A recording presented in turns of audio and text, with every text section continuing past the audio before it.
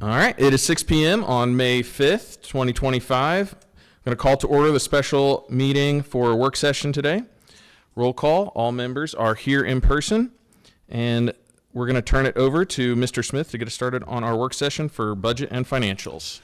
Well, good evening, everyone. First on the agenda, we would like to welcome Mr. David Livingston. He is with Houchins. He does our insurance for us. He's going to give us a presentation about insurance. Sounds real exciting, doesn't it? Thank you all for the opportunity.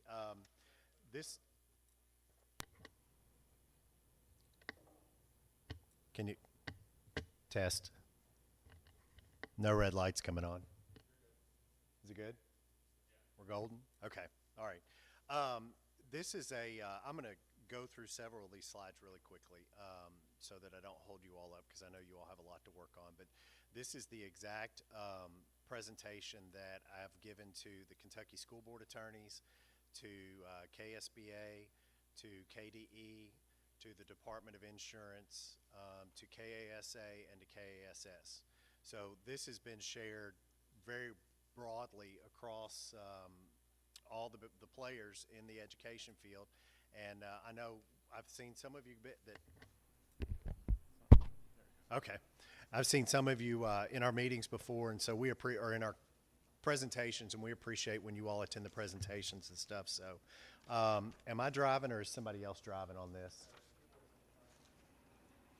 I didn't hear what he said. Okay. So first of all, we'll talk about workers' compensation. Workers' compensation is very stable in the state of Kentucky right now. There were some legislative changes 5 or 6 years ago that really put workers' compensation on stable footing.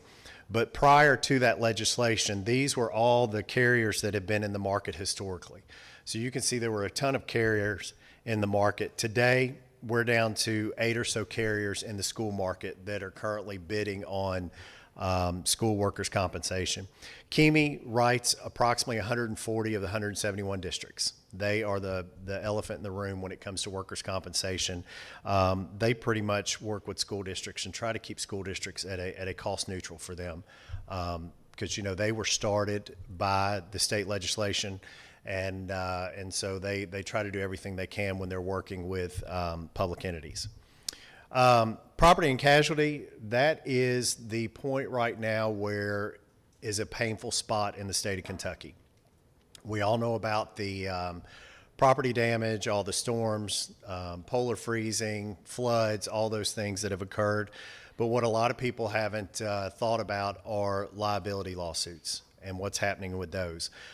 We'll talk about that a little bit later, but here are some of, these are all the ones that we could come up with that have been in the marketplace since about 2020. And then today, here are the ones that are in the marketplace. And if you look at this, some of these are property only, some of them are liability only. The ones who write most of the coverage is Liberty Mutual still. They still work with about 125 of 171 school districts. Some of those school districts are individually self-insured on products like Jefferson County, then Harlan County is self-insured on their work comp, Floyd County is self-insured on their work comp, Pike County is self-insured on their entire program. The reason these folks have typically had to go to a self-insured program is because their claims got so out of control that they couldn't afford to be in the private industry. So they had to go with self-insured programs, take much higher deductibles, take on much more risk than they normally would in the private carrier industry. And so that's why they have done that. There are very few schools that are large enough to go to a self-insured program because of the deductibles that are involved. Fayette County is involved in a high deductible program. Liberty Mutual and KEME are their carriers, the same as you all. So they're carrying the same ones. They just carry a much higher deductible. Liability claims, abuse and molestation. So when we went into COVID lockdowns, my wife was a third grade teacher at the time. She's an assistant principal now, but the one thing that we talked about a lot was kids being at home by themselves, kids being electronically involved with the Google Classroom and, team meetings and things like that, that they could be groomed, separated from their group. Parents might not be around as much because they're having to work through the days and everything. And so since then, we've seen a huge increase where we're seeing an accusation, investigation, arrest, or indictments every 4 to 6 weeks. Sometimes they're hard to find because they don't make front page news unless it's your own district. But they're there, and we've done the research on them. Courier Journal did a research not too long ago. If you look between 16 and 21, there were 194 teachers that had their license voluntarily surrendered, suspended, or revoked. 61% of those tracked back to sexual misconduct. Part of the problem from an insurance perspective is that the statute of limitations is 18 plus 10. And so that 10, I believe, I may have to be corrected, but that 10 comes at the time when you have determined that you were abused or molested. So you could be going through intensive therapy at 25 years old, and it comes out that something happened back in your school days, and so then it's 25 plus 10. Carriers can't underwrite for those things. There's no rhyme or reason for those things coming to light, and the dollars that are now applied to those in reserves. You know, you can better predict storms. We know that Tornado Alley is moving east. We know that. Western Kentucky is becoming a part of it. But these things you can't. On a felony, it is unlimited reporting period. And if it's federal litigation, it's also an unlimited reporting period. Here's some other things that when I met with KDE, I had a lot of questions about the coverages that they require. There are specific coverages that they require that you must carry. One of them is on your auto. They require a $2 million liability coverage. There's not a city or a county that is required to carry $2 million. Now, they may, but they're not required to. But with your $2 million plus your $5 million umbrella, you're open to $7 million award. We have seen multiple $2 million, $3 million, $4 million awards in auto. We've even seen where there was a gentleman, I'm not going to call him a gentleman, he had just gotten out of prison and he was high again and passed a stop arm and killed a child. And that paid out almost $3 million to the family. School bus driver didn't do anything wrong. This guy was fleeing from the cops, and the insurance paid out because they sued the school. Damage caps. So everybody's heard of tort liability, tort limits. In Kentucky, tort limits are illegal. They won't pass constitutional muster, so we can't pass those unless the legislature was willing to do a constitutional amendment. And I was meeting with Michael Meredith, who's the chair of the Banking and Insurance as a state rep, and I said, you know, y'all been doing really good on constitutional amendments.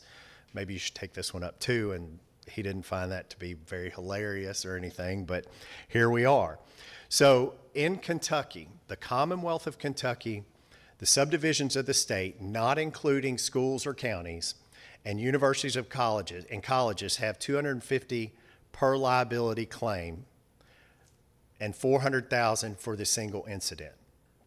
So if you look at this, and we're in a scenario where there is a general liability claim, and let's say under the state of Kentucky, there are some of the universities that will just say, hey, we've got immunity. We don't have to pay. And they don't even carry general liability. School districts don't have that immunity. They don't enjoy it. The board has some immunity. The superintendent has some immunity. The school district itself has an immunity, but teachers and custodial, maintenance, coaches, food service, they may have a tiny bit of immunity, but overall they don't really have much immunity because they do what are called ministerial duties, meaning that they are told how to do it, when to do it, what to do, and what to do it with. So I disagree with this because my wife, she was 25 years in the classroom, and I know that typically she was provided the curriculum, and then she decided how to do her job in teaching her children. There was no directive from central office or from the board saying how to do it in the classroom, because you can't teach all kids with one big lesson and not, put it in for different children of different knowledges. So if you look, Georgia, Florida, Tennessee, Indiana, all of those states that are on there have some type of governmental immunity and damage caps. And there's different ranges for every state and different ranges for if it's economic versus non-economic.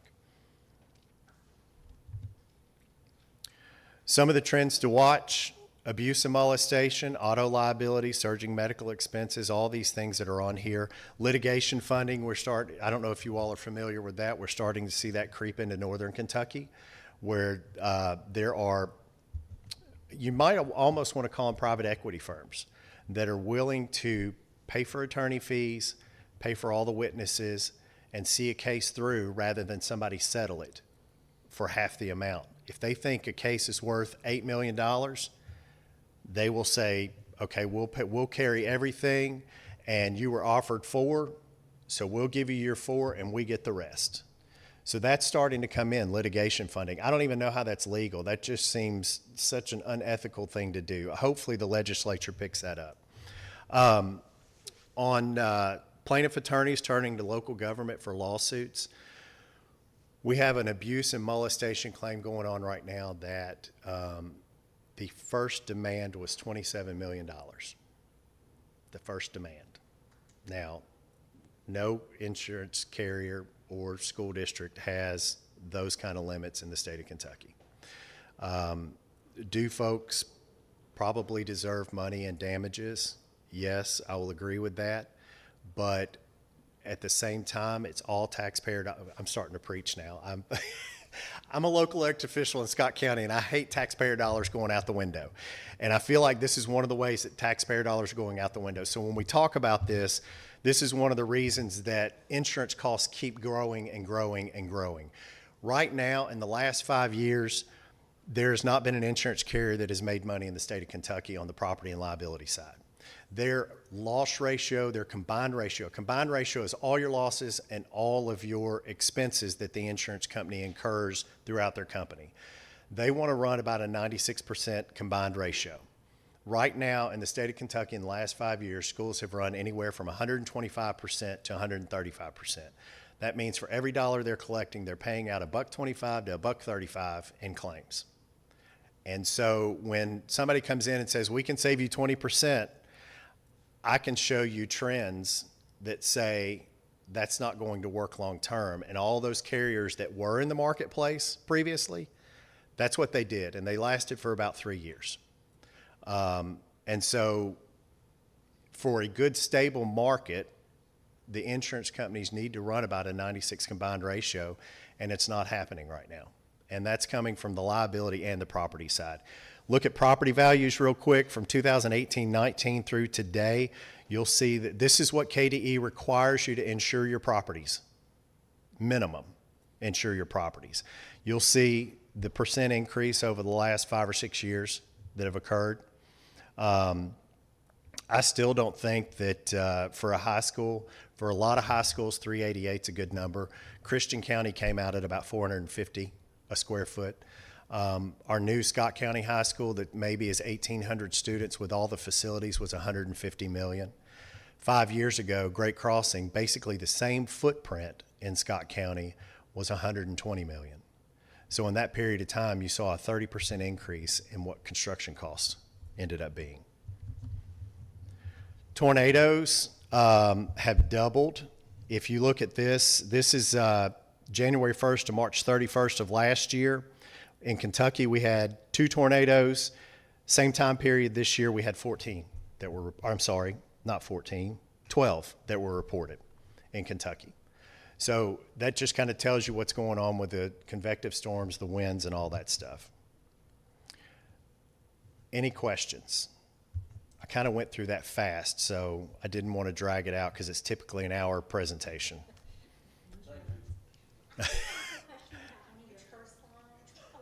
Sorry. I did have a quick question about one of your initial slides. And I Yes. wasn't sure, if I should ask then or just wait. So it's the one that talks about the KDE required insurances. Okay. Are you talking about the auto or the property? This one right here. Yeah, Hold the on. next one. Right here. Perfect. Yes. Okay. And this is for auto only. So property damage, they require 100,000. Property damage would be like if you hit somebody's car, repairing their car, you have up to $100,000, or mailboxes or buildings or whatever. Okay. Okay. And then I just wondered if our agenda doesn't have any attachments tonight, and so I was wondering if this is something that you could share with This- Mr. Rayburn, Dr. Rayburn. This- Yeah, just to have it yeah, kind of Mr. attached. Smith does have it. That's how Mr. Smith has it. It wasn't sent over until this afternoon. I had trouble sending it from my iPad this weekend, and so I sent it over when I got to the office today. That's okay. I was just Yeah. wondering if we could just attach it. Then that way, like if we have, like we can go back and look at it in the Mm-hmm. future if we have questions, or the public can also have access to that and be able to look at that. So, Absolutely. thank you. Do you want to know what your loss ratio is over the last 5 years? Yes. 95%. There's been 1.9 million in premium and 1.8 million in claims. And so That's the loss ratio. so that's right in line with what you're saying. No, sir. What I was talking about was the combined ratio. Okay. That's the claims paid plus all expenses of the insurance company to do business. Okay. They want to be at 95, 96%. On the loss ratio, they want to be 60, 62%. And you all right now are at 95 in the last 5 years. Okay. So forgive me for this question, but will that impact our rates? At the end of the day, it impacts everyone's rates Okay. So it's because not they're trying to get to be profitable. I mean, they are a for-profit company. Even if you had a not-for-profit company come in, which there's no such thing, I guess it would be a self-insured fund. With the trends that are running, if you're not profitable, you're not going to stay in business. So this is not like equated to, say you get into a car accident, you turn it in on your insurance, your rates go up. Because we have such a high claim rate, will that impact the rates that we get when we're shopping for providers? Correct. Yes. Yes. Thank you. And how often do you recalculate our rates? They are done on an annual Annual? basis. Yes. Correct. And is it just based on the prior year, or is it a comprehensive look? It's a 5-year look back. 5-year look Yeah. back, but it's calculated every year. Okay. Yes. Thank you. Yeah. And it's not, what I don't want to give the appearance to is it's not just your rates. It's also what's happening in the marketplace. And so like a lot of those carriers that came in that would be 15 or 20% less, they would come in and try to, you'd end up with adverse selection. And I've got another example for you. I have a school district that was claims free for 8 years. And in the last 6 months, they've had about $1.8 million, $1.9 million in claims. And it just, you don't know when it's going to happen. And so we went back and calculated up what they have paid in insurance in the last 8 years. Well, what they've paid in insurance has gone away. I mean, it's that you just don't know when it's going to happen. And it's becoming, especially on the liability side, it is just the first thing people do now before they even call you is they've got an attorney. And talking about the liability side a little bit more, the only way that we can prevent this from continuing going forward is to have damage caps that apply to school districts. Tort limits, like I said, are unconstitutional, but we need to figure out a way. I suggested pass the law. Let's see if they sue to say it's unconstitutional and see what happens. Because if we see who comes out saying it's unconstitutional, we'll know who the person is that's making the money in the end. And it's all taxpayer dollars. Every dollar more that you spend on this is a dollar less in the classroom for a program, for a bus, for an employee, it's just, I don't like it as much as you do. So. Mr. Livingston, if you wouldn't mind, could you elaborate just real quickly? You mentioned workers' comp. Our E-mod, experience mod, is a 0.7 or 0.71 over the last couple of years. Could you just talk about that and how that affects our workers' comp premium? So workers' compensation goes back 3 years, not including the current year. Okay, so this year won't count for the 26 or the 25-26 premium. It'll be 24-25, or I'm sorry, 23-24, 22-23, 21-22. I have to count backwards, and that gets me sometimes. But the experience mod, what they do is they compare you to everyone else that carries the same class codes, which you carry 3 class codes that group your employees into specific classes. And then from that, you are assigned an experience mod. A 1 is average. If you're above 1, that's not good because your account gets debited. If you're below 1, then you get a credit. So since 21-22, you had a 0.86, 22-23, a 0.86. Then COVID kicked in, the year and a half, almost 2 years that we weren't in school, so there were no claims whatsoever. So you went to a 0.70. 24-25 currently is a 0.58. That's still working off the books of when we weren't in the classroom and we weren't having claims. And then for 25-26, the experience mod is a 0.86. That's a big jump from a 0.58 to a 0.86, but you have to remember what we were going through during the time that we're using for your experience calculations. And it's the same as it was in 21-22, which would have carried those 3 previous years back into the late teens. Your premium on work comp, 21-22 was $152,000. Your projected renewal right now is $147,000. So it's been extremely stable on that. It's been a really good product for you all, and you've run a very, very good ship on this, and very few injuries. So a 0.86 is really good. A 0.58 is that's one of those where you should throw it out because it doesn't really count in the real world at the end of the day.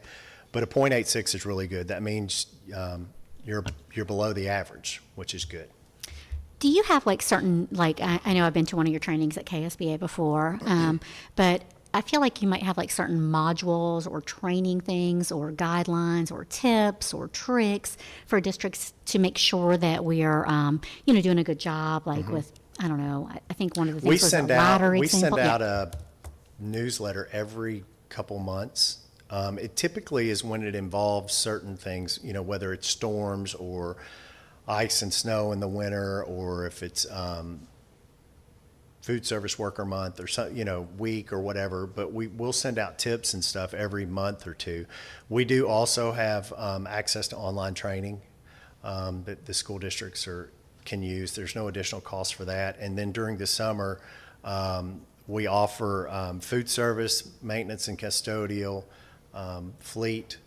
There's a lot of times we'll come and spend 15 or 20 minutes talking to teachers. If you have the big pep rally before the day happens, we come and talk to teachers about the importance of being safe. And for me, with my wife being a teacher, it's not a matter of the district saving money on work comp. It's a matter of her coming home safe to us, because we've seen too many times where, we don't want to forget that they got to go home to a family too and be safe when they go home to their families. Now, are those things that we're taking advantage of with the modules, the training, the supports, the benefits fair? all that Yes, as Mr. Livingston said, we get a lot of communication from them about the various trainings and resources available, and we try to get as much participation, especially during the summer, with the trainings that he mentioned. So, yeah, we've also done some facility walkthroughs where we'll go through and kind of note things that could be improved or anything like that. And typically it might be something like a box in front of a breaker box, that you need to move that out of the way because there's got to be 3 feet in front of a breaker box, and very simple things like that. But we do facility walkthroughs as well to kind of help out. Anybody else have any questions? All right. Thank right. you so Thank much. you all. Appreciate it. All right. All right, next we'll invite Ms. Kelly Mercich from Baird. She's going to give a bonding presentation. I hope I don't mess this up. I have some notes. I usually follow student recognitions or presentations, so I'm thrilled to follow insurance this evening. It's like the gift. I'm used to being like, and now there's bonds. After all these lovely children talk about all their talents, and then we talk about bonds. Grab some of my notes. Sorry, I'm gonna. Yeah, you missed our Frozen presentation last meeting, so you're probably happy you didn't follow that one. I will say, thank you for having me come. First off, I'm glad I followed the insurance, but but I think this is such a good topic. Believe it or not, I love talking about bonds. I love what I do, and that's a good thing. But what I've got to see, go into law districts, and what I see that works the best is communities that get behind their kids. And I can tell you, Woodford County gets behind their kids. And a couple years ago, when you all had your run at the state tournament in basketball, or when you built the new high school, the auditorium, it's such a success it's just a good thing to be a part of. So I commend you all. It is a fun, I mean, you really, it's like your tagline, where kids win, like you really can see that everybody's invested in kids, and it's a true treasure. So I will move on to some more interesting bonding capacity information. I happen to throw around acronyms pretty often, so please pause me, but this is just a smattering of the acronyms that I'll probably throw around. Most importantly from this is this page, the Facility Support Program of Kentucky. So that's the mechanism where you get funding from the state, and then the adjusted average daily attendance. That's a formula based on your attendance and how you get funding. Interestingly, with Kentucky, there's always a mismatch, which I love Kentucky. I've only lived in Kentucky, but school districts have to build a budget and have to get funding. They get funding based on adjusted average daily attendance, but you have to staff on enrollment. So there's a fundamental flaw in how things really work, in how funding works. But and then also, School Facilities Construction Commission is a sister agency of the state that helps basically fund need-based projects. So this is a graphic I've used for a long time, kind of ignoring the federal funds. School districts have the unrestricted funds and restricted funds that are available. If you think about it, some come from your local taxpayer, and we'll talk about how that work, and then some money come from the state. When they all go through kind of the Woodford County, Mr. Smith's P&L, his profit and loss statement. Some by law, he has to put into certain funds, and we'll talk about what those restricted funds are. No option. They have to go there, and they can only be used for a couple of things. Unrestricted funds are the funds you guys have to use at your all as well, and they're primarily operational. The SFCC offers of assistance are, like I said, they're need-based offers made by the state. If you think about it, for example, let's say you had, just using easy numbers, you had a payment of $100. If the project qualified for SFCC offers, Mr. Smith, and let's say the SFCC agreed to pay for $20 of the debt towards the debt service, the school district would receive an invoice for $80, and the SFCC would just send that money to the bank. So it never kind of flows through the system, but it's able to help kind of pay some of your projects. And given the rest of the state, Woodford County doesn't have a lot of need compared to most of the state, so you don't get as much SFCC offers as other areas in the Commonwealth. But when we calculate bonding capacity, we typically focus on the restricted funds available and then any SFCC offers of assistance. And I will talk a little bit about the general fund and how that interplays with the current debt service. Can I ask a quick question before we move on? of course. It's not really for you. It's probably for Mr. Atkins or Mr. Smith. Mr. Atkins, do you know, like, just about percentage-wise, what percentage would be taxes and then what percentage would be SEEK for Woodford County? I will work on that as she gives her presentation. Oh, okay, thanks. It's probably going to be more Woodford County and less, and that's just going everywhere. It's a kind of a flip-flop. It's a teeter-totter. And in most communities where back in the day when CARA started, a lot of communities were counting on the state. But these local communities have grown quite a bit, and now they're putting more money into the general fund. That's a great point. So every dollar that comes in the school system has a purpose. And our team has used this for about 15 years. The funding is based on size, wealth, and need. And we'll walk through each one of those components. But unrestricted funds, just for high-level purposes, are paid for salaries, utilities, operating expenses, and obviously we kind of look at that as your general fund. One of the caveats right now is I will say the general fund is more often being looked at as available for construction projects, just given the dollar value of construction projects. We have a school district we work with, and the project came in over budget, and actually they decided to use $1 million up front of general fund to help pay for the project.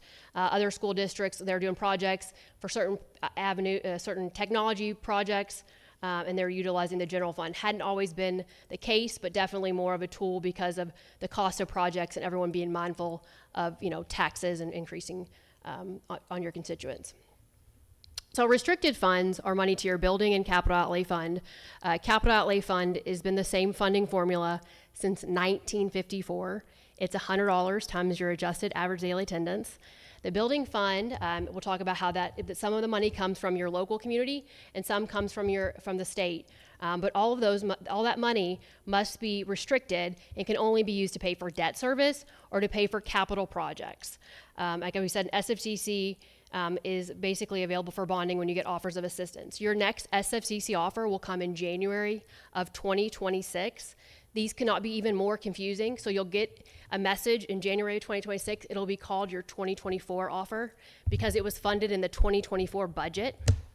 But then you won't be able to use it for any projects until July 1 of 26, your fiscal year 27. So they're always kind of in the rears. So the General Assembly, when they did their budget in January of last year, they put those offers in there and you guys will get them available in your 2027. We like to overcomplicate things a little bit. Okay, so right now, this is your most current forecasted ADA and assessment growth. This on this slide, and the buckets below, we always broke these buckets out. The capital outlay bucket is the easiest bucket to talk about. It's a size bucket. It's money from the state, and it's based on $100 times your ADA. When we talk about bonding capacity, KDE's guidance for capacity is that you can only use 80% for future debt service payments. That being said, when you have debt, you can use every single dollar. That 20% just doesn't disappear. The guidance was don't always extend yourself over to the 20% in case you have fluctuations in ADA. Then again, they've also said you can go up to 90%. That number has been very much in flux. The thought is that ADA is one of those numbers that just really can change year to year depending on your attendance numbers. The local FSPK nickel, so when CARA came around in 1990, all school districts had to levy a minimum tax rate of 35 cents. And of that 35 cents, to qualify for SEEK funding and SFCC offers, you had to restrict 5 cents. That's where that nickel came about into the building fund. For context purposes, let me get my notes. Right now, there's still only about 39 districts with 1 nickel, 80 districts with 2 nickels, 46 districts with 3 nickels, and about 5 districts with 4 nickels. So tomorrow I'm actually traveling to a district to talk about levying a nickel. Districts now with 3 nickels are talking about, I was in another district a few weeks ago, a 3 nickel district is talking about going for a 4th, and most districts that are 2 are talking about getting a 3rd. It's just the conversation because if you think about it, Camry in 1990 was probably $12,000 or $13,000. A new Toyota Camry is probably $35,000. Buildings are 3 times the cost that they were in 1990. So, but that's the nickels that are available. So, as I mentioned, back in when they started in 1990, on occasion the General Assembly will say, if you're growing at this level, you can levy a growth nickel, which Woodford County did, without subject to recall. Those nickels have gone away. The only nickel that's available to communities now is the recallable nickel. So state equalization, so that what that is that's another factor based on wealth, and it's money from the state. They want the same dollar per child, whether or not you're in a developed district or in a rural community. They want the same dollar, and I've got a graphic that'll help kind of break that down. But what they've done is the state said, if you're willing to tax your community and put additional money in your building fund, we're going to reward you and equalize, not match, it's equalize you up to that state average. Then there's also the SFCC offers of assistance. That's need-based. So when you do your facility plan, you put all that facility needs on there. There's a formula about what you can afford and what's on that plan, and they make offers every other budget budget cycle based on need components, and that's also money from the state. And then just before we move on, just because I like to have everything in one place, so Woodford County currently has 2 nickels? Correct. So you guys are in the group with 80, the biggest.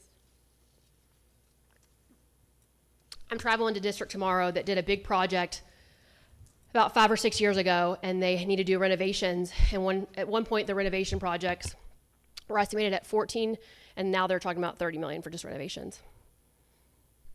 Can I ask a question about taxes in just general? So when you have your property tax, and when you have your school tax, say on your water bill and the other utilities, other places that school tax are found, that flows into which bucket?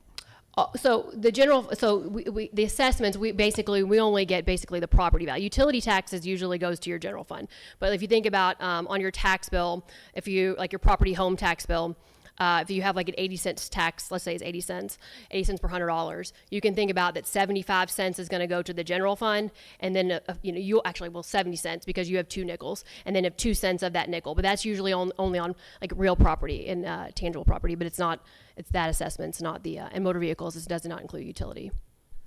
So the nickels come out, oh, it's louder now, okay.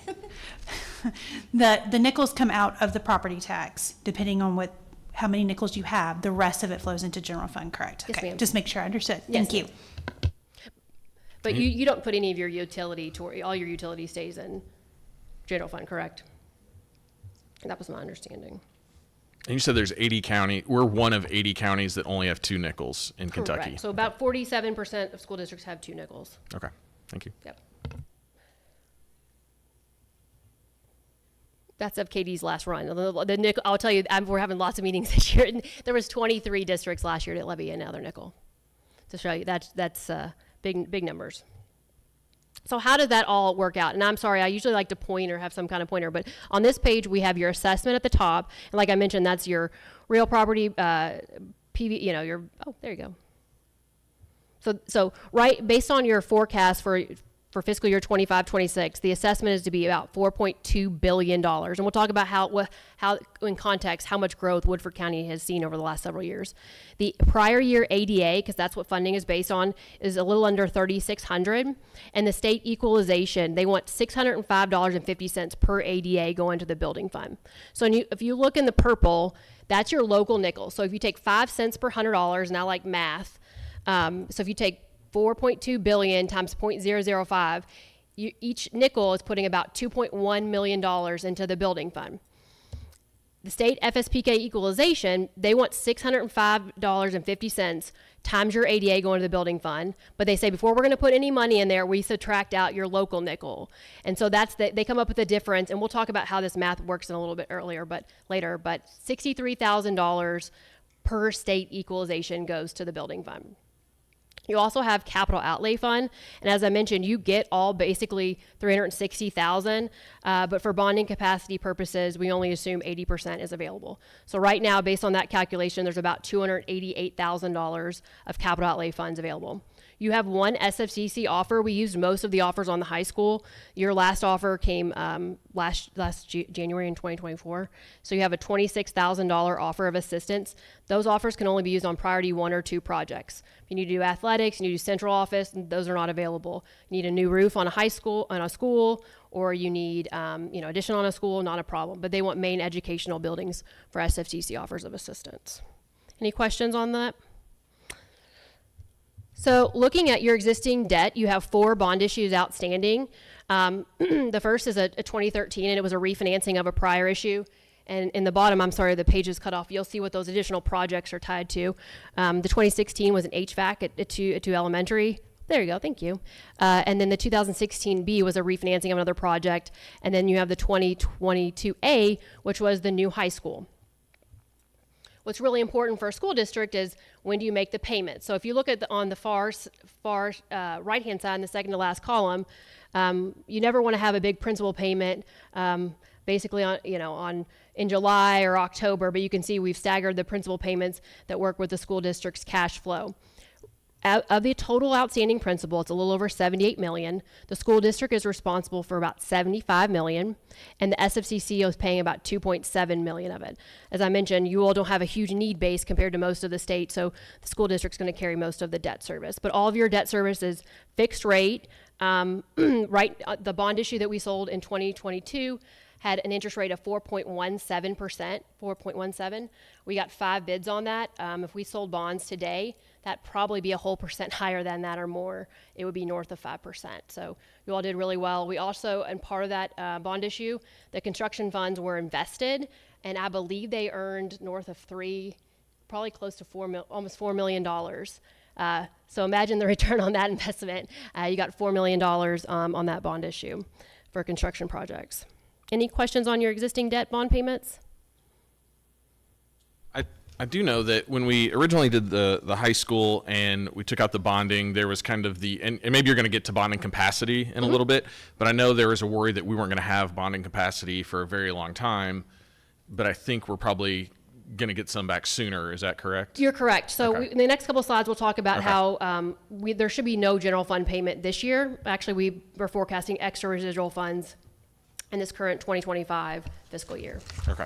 And then just to point out on this slide, so the bond maturity for the high school from 2022 is a 30-year bond, which is not going to be paid off until 2052. So That is correct. 30 years for that instead of the normal like 20 that we've done on all of our other projects before. Correct. It's a longer term bond issue. So on this slide is the existing debt service on each bond issue. So you can see you have a couple years of payments left. We included 2025, but that fiscal year is almost over. But you basically have a couple years left of payment on the 2013 refunding. You can see the 2016A is, a small bond issue, but obviously the 2022A is the high school. In total for fiscal year 25, the debt service payments were a little under $4.77 million. And you can see there'll be that range for the next 3 fiscal years, so 2028, and then they drop down to 4.6 million. So looking at that restricted revenues, I think this was the slides we're talking about. So as I told you earlier, when we calculate capacity, we limit the amount of capital outlay funds, but that money does not disappear.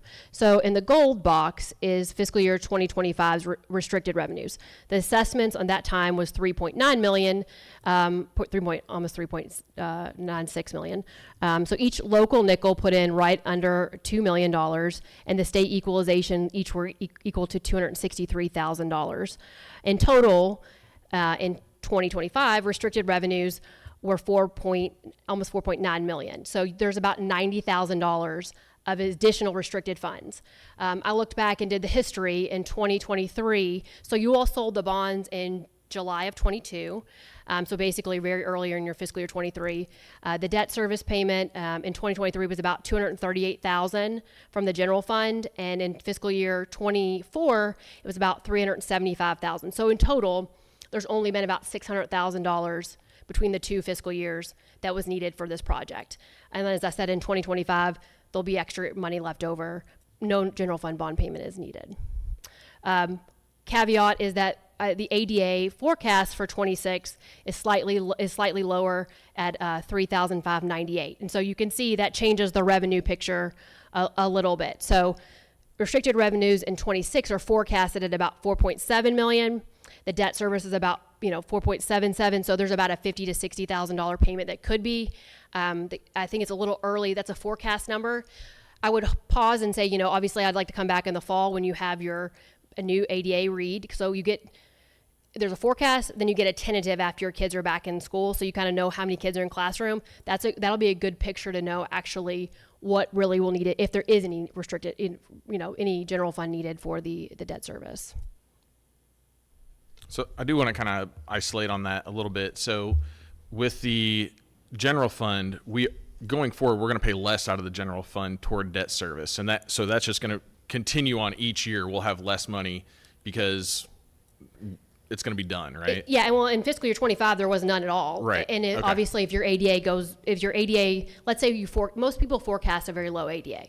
So let's say if the ADA in 26 is closer to that 3,700, you'd also have extra money in fiscal year 2026. Okay. And will be no general fund. So I do not foresee any general fund after, if at all, in 2026. Okay. If your ADA is closer to the 3,700, that's a big, obviously kids got to get back in class in the fall, and then in September, October, you get a tentative ADA read.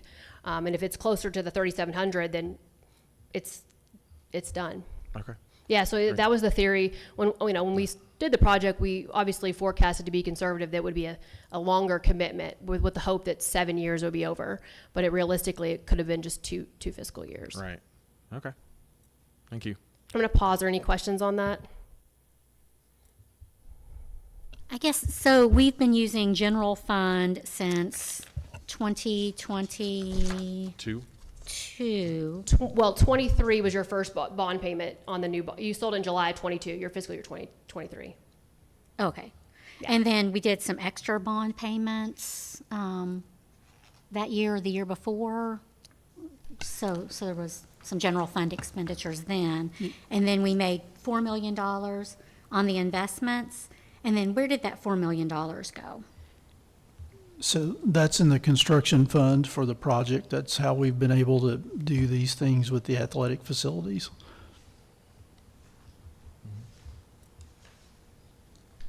So the $4 million went back to the construction fund for the high school, essentially. Yes, the interest that Kelly's talking about is earned on restricted dollars, so it has to be returned to restricted funds. And because it was earned on the bond issue for that project, it was returned to that project, and that's where it's currently been housed. Have we used all those funds currently, or is there more? Well, as I reported at the last board meeting before we did the ag barn, there was Yes. about $1 million left So in that that project. was part of that? Yes. Sorry, that was just Yes. misunderstood. Yeah. Okay, thank you. Great. Yeah, to Mr. Smith's point, when you earn money on so you sold tax exempt debt, and the federal government's basically subsidizing your rate. They're letting you borrow at a lower rate than you would if you had to borrow on like a personal or corporate rate. And so when you do that and you earn money on that, the project funds have to be restricted to the kind of the same purpose. They could not go back to operating. They would have to be used for tax exempt purposes, which would be other projects you have. But I think that's a great point. So the gold line on this next slide, all the graphic is of your existing bond payments. And this is no change in revenue, but just a visual. So I forecast that if your ADA goes back to the 3,700 range, which is probably realistic, barring any significant change, that you all will have no debt service payment from the general fund in fiscal year 26. If the ADA in the purple line represents if the ADA is closer to that, under that 3,600, that 3,600 number. So you can see it's about a $40,000 to $50,000 estimated payment in fiscal year 2026. But to your point, and we'll touch on it in a little couple slides, is that revenue changes very much over time. So I think what's really important to talk about Woodford County, as I mentioned, it's different. There's a very special community here. Your assessments have grown exponentially over the last several years. So in fiscal year 2025, assessments were right under $4 billion. Just for context, back in 2020, they were under $3 billion. So you've seen $1 billion in growth. And the left-hand graphic in the bottom is talking about a population change. And ADA, there's a lot of noise with tracking ADA, but basically that graphic of Kentucky, blue areas mean growth, and the red and orange mean declining. And I think it's an interesting caveat. I mean, you can see Woodford's in the growth, but does that mean we're growth of school-age family or retirees? But I'll just say family dynamics are different. My dad's one of 11. I'm one of 3, and I've had 1 child. I think small families are getting smaller. Mm-hmm. So you all in that graphic on the green side, on the right-hand side, is your ADA. You all have hung in a very stable range of 3,600 to 37, almost 3,750. There's a lot of noise with ADA because several years ago, and I can't remember the exact year, but it was 2017 or 2018, they moved the kindergarten start date, and that created a noise where they moved the date, so it kind of made a fluctuation in ADA. Then in the middle of COVID, they allowed for full funding of kindergarten. So if you look between 21 and 22 and 23, that big jump is when you got full funding of kindergarten. Or no, they held you flat. I think full funding of kindergarten was the year before. But there's a lot of noise with ADA. But Woodford is a stable community that people want to live in. So I think that's important for you all. many districts have seen a lot bigger swings in ADA than your community has seen. So if you hang in that 3,500 to 3,700 range, Woodford is going to do fantastic. But I think getting a bonding capacity number until we know the ADA that shakes out, because I think that little under 3,600 number is a little conservative. But if it's back to that 3,700 range, I think that's really will be helpful. But Woodford's a wonderful community. So back to the facility support program, because I think this is helpful to see how this funding works. So entertain me on each one of these samples, but just kind of getting the noise out. We have District A, District B, and District C. So District A has an ADA of 2,500. All these districts have ADAs of 2,500. Has an assessment base of about 800 million. Then you have a District B that's double the size at 1.6 billion, and then you have District C that's 2.6 billion. So if you look at District A, to the building fund, their local tax base is going to put $1 in. The state's going to kick in $2. But you look at District B, they're going to put $2 in, and the state's going to kick in $1. Woodford's more like District C almost, where your local community is going to put basically $3. But no matter what district you're in, it's going to be the same funding per ADA, because that's what the formula of CARE was about. They wanted equitable funding no matter where you are, that the same dollar per child is going to the building fund, whether it all comes from the state or it all comes from the local community, or if it's a mix. So kind of looking at what's been going on with this formula. So as I mentioned, they want the same dollar per child. So part of CARA, the General Assembly takes what's called a per pupil assessment. So they take the entire assessments of the Commonwealth. So for the 23 and 24 biennium, the assessments of the total Commonwealth was right under $411 billion. And at that time, the statewide ADA was about 606,000. And so the per pupil assessment worked out about $677,000. And the General Assembly, part of CARA, they fund that at 150%. So they want a property value of a little over $1,016,000 per ADA. So when you talk about what is that, as far as that 5-cent nickel, it was $508 per child. If you look forward to the biennium one right now, which is the 25-26, assessments have gone up 60 billion, but the ADA has gone down, which is what will continue to likely mathematically happen or stay in that 586 range. And so you can see, based on the current biennium, the new FSPK equalization is 605.50.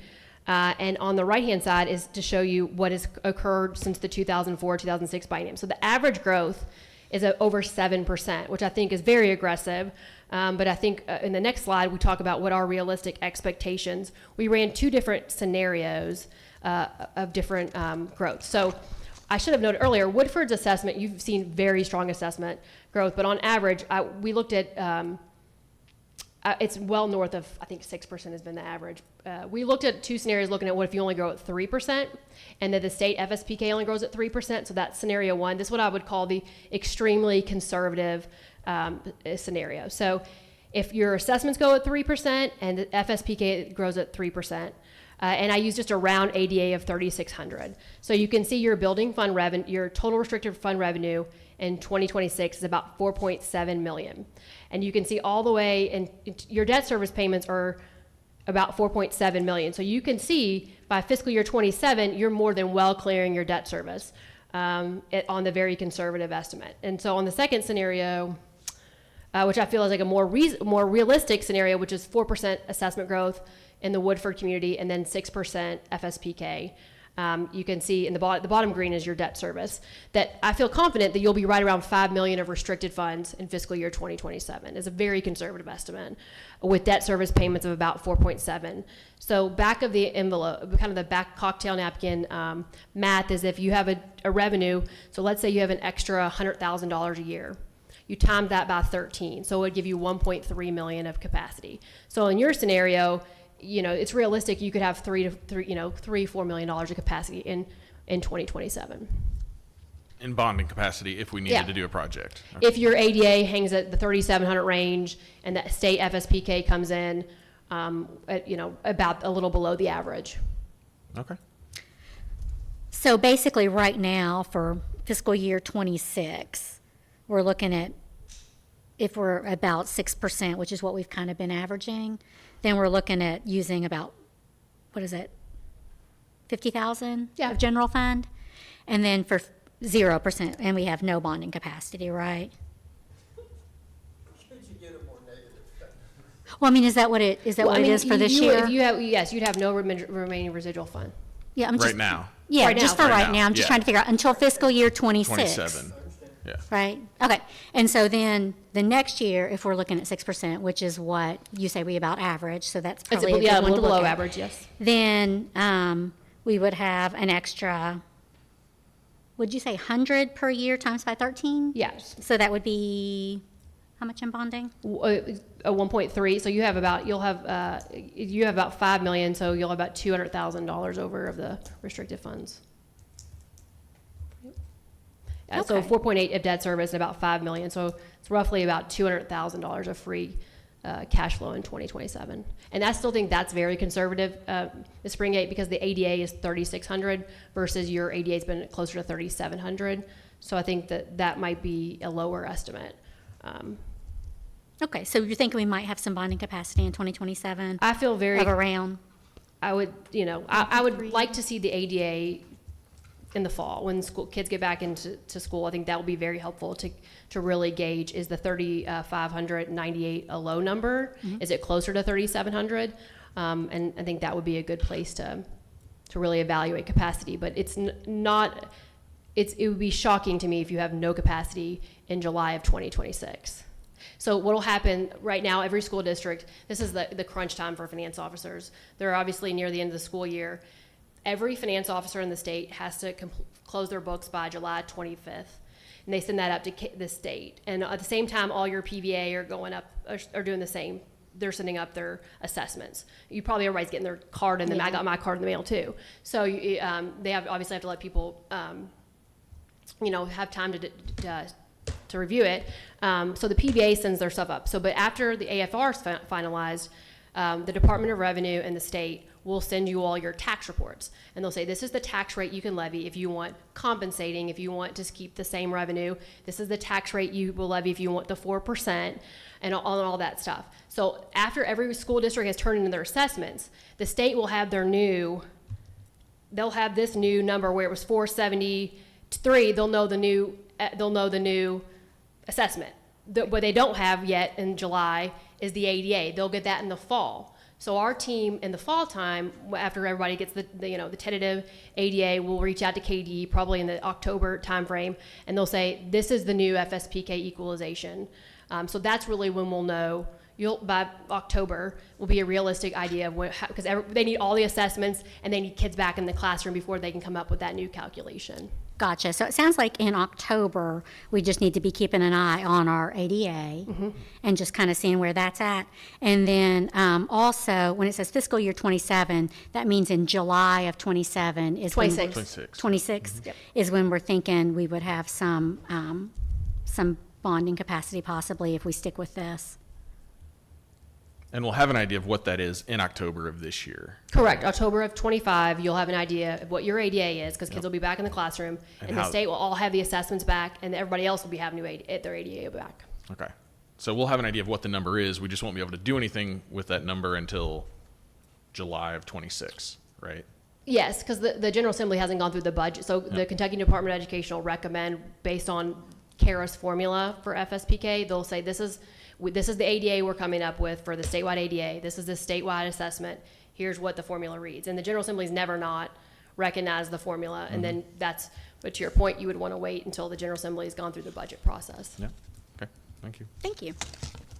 And the last slide is just talking about some things that can, obviously change capacity, obvious new offers of assistance, leveraging the general fund, retiring debt. The two biggest factors that change capacity is average daily attendance fluctuations and interest rate fluctuations. As I mentioned earlier, today rates are significantly higher. We saw some school districts open bond rates for 20-year bonds over 5%. So the rate you all got was very competitive. And then also you were able to turn around and earn quite a bit of money while you were in the construction phase. But that concludes all this information I have, but I'm happy to answer any questions. And I know that's a lot of numbers on little slides, but like I said, I wish everyone would ask us to come and talk about bonding capacity. Thank you very, very much. Very helpful. Mr. Smith?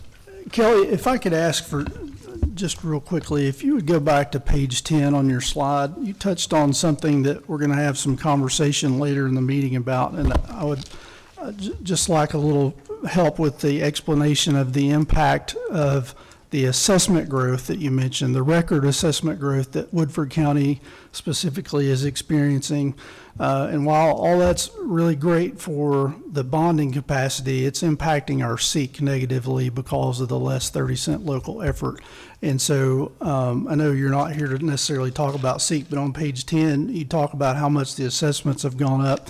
And then on page 11, you've got the graphic that illustrates, if your local taxes are this, then this is what, that's sort of the model that KDE has structured SEEK around, the SEEK funding model around. And you referenced that we're sort of in District C category, that because our assessments are so high and go up so significantly every year, that the expectation is that more funding is going to come from the local tax base versus SEEK. Correct, 100%. And so to answer Ms. Springgate's question earlier about the percentage, so in FY24, SEEK was 36.2% of our revenue, and the local property tax was 63.7%. And so I think that kind of follows that model that Kelly talks about. So I just wanted to kind of reiterate that as we were going through that. I think we're going to talk more about that in a few minutes when we talk about next year's budget, but that model really is congruent with what is in actuality with our SEEK funding and the property tax rates that we have to look at in Woodford County. So thank you. I have a question about that. So if we reduce the property tax that we take, the school portion that we take on the property tax, will that in turn increase our SEEK funds and be able to balance that out to give our constituents a break? No, because it's based on property assessments solely. It doesn't, the tax rate is irrelevant to that calculation with KDE in the state. It's as the assessments go up, that less 30-cent local effort on the SEEK line is automatically reduced. So there's really no levers that we have to control that. Thank you. That's good information to know. Anything else for Ms. Mercich? I just feel, I feel very happy for your all's position. I know that the bond of the 2022 bond issue was thought to be a very long-term general fund commitment, but I feel having just 2 fiscal years, any debt service payment related to the high school project.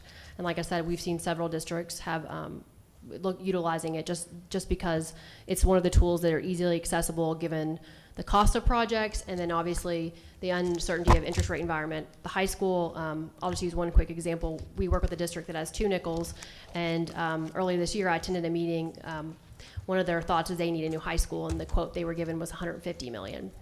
And so they were looking at doing a double nickel, so 10 cents, and that still wouldn't even get them the high school they needed. So I think your all's timing well. Obviously, it's a big project. I think it would be significantly higher today, cost in construction, and obviously the interest rate would be even more expensive too. So, Thank you. thank you. Thank you. Appreciate your time. Excellent presentation. Thank Yes. you very much.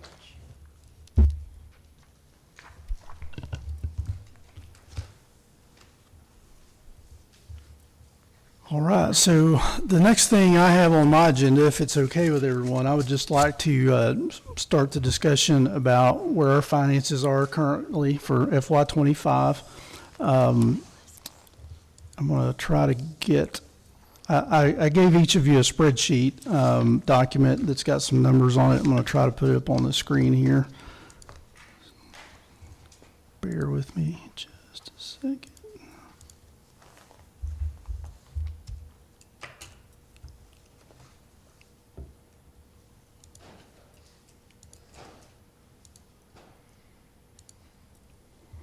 All right, so you should be able to see the spreadsheet that's in front of you, as well as you have a copy of it. But I just spent some time putting together the last several years for different numbers, just so that we can look at it and kind of see the trends and what we've been doing and how things are relating to one another, and then talk about some of the things that we just talked about with property tax rates and that sort of thing. In the very left column, the contingency budget, that's always a big point of conversation that we'd like to have questions about. So I just put out what the contingency budget has been all the way back to FY19. And you can see, with the exception of FY22, where the number got a little bit larger, it's averaged anywhere from $4 to $6 million on average. The beginning balance carry forward is the next column over, and it illustrates the amounts that we've carried forward. And so if you think about the contingency budget and the beginning balance carry forward, in a perfect world, if our budgets were perfect based on what our actual expenditures would be, the beginning balance would always mirror exactly what the contingency is. So as an example, FY25, if we spent exactly what we budgeted for and we got the exact correct number of revenues that we budgeted for, after we paid all the bills and collected all the revenue, the ending balance would have been $5,366,804. However, you can see that the beginning balance was a little bit higher than that, so that means that we didn't spend all that we budgeted for, and we may have gotten some more revenue that we didn't budget for. So anytime the beginning balance carry forward is above the contingency, I would count that as success. What we will always want to be careful for is that if the beginning balance ever really got below the contingency, that means either we didn't get as much revenue as we expected, or we spent more money than we thought we were going to. So you can see through that historically, those numbers range anywhere from $6.5 million up to 1 year. FY24 was $10,576,596. And I wanted to point that one out because we've talked about that one several times in the last couple of years. That was kind of around the time we were coming out of COVID. We had a lot of offsets with expenditures that money, ESSER dollars were paying for. And so we had a little bit of buildup in our general fund. And we, at least I did, I know I say we, I've had some conversation with folks, and over time I forget who I discussed it with, but I think everyone would agree that $10.5 million is probably a bit too much to have in our contingency or ending balance carry forward. And so we wanted to try to spend that down a little bit. So I'll come back to that in just a moment. The next column, the third column, is the actual receipts.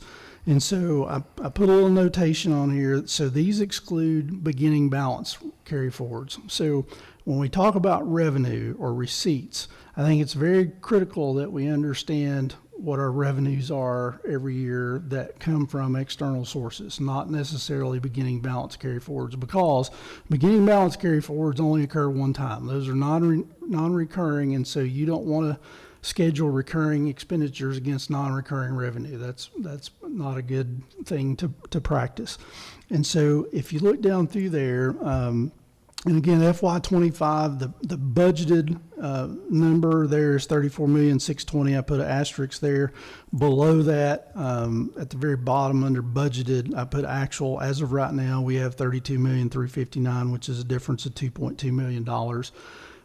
I've reviewed that. I am confident that we're going to meet that number, if not exceed that number slightly. I think so that's not going to be an issue. We're going to get $34,620,000 in revenue.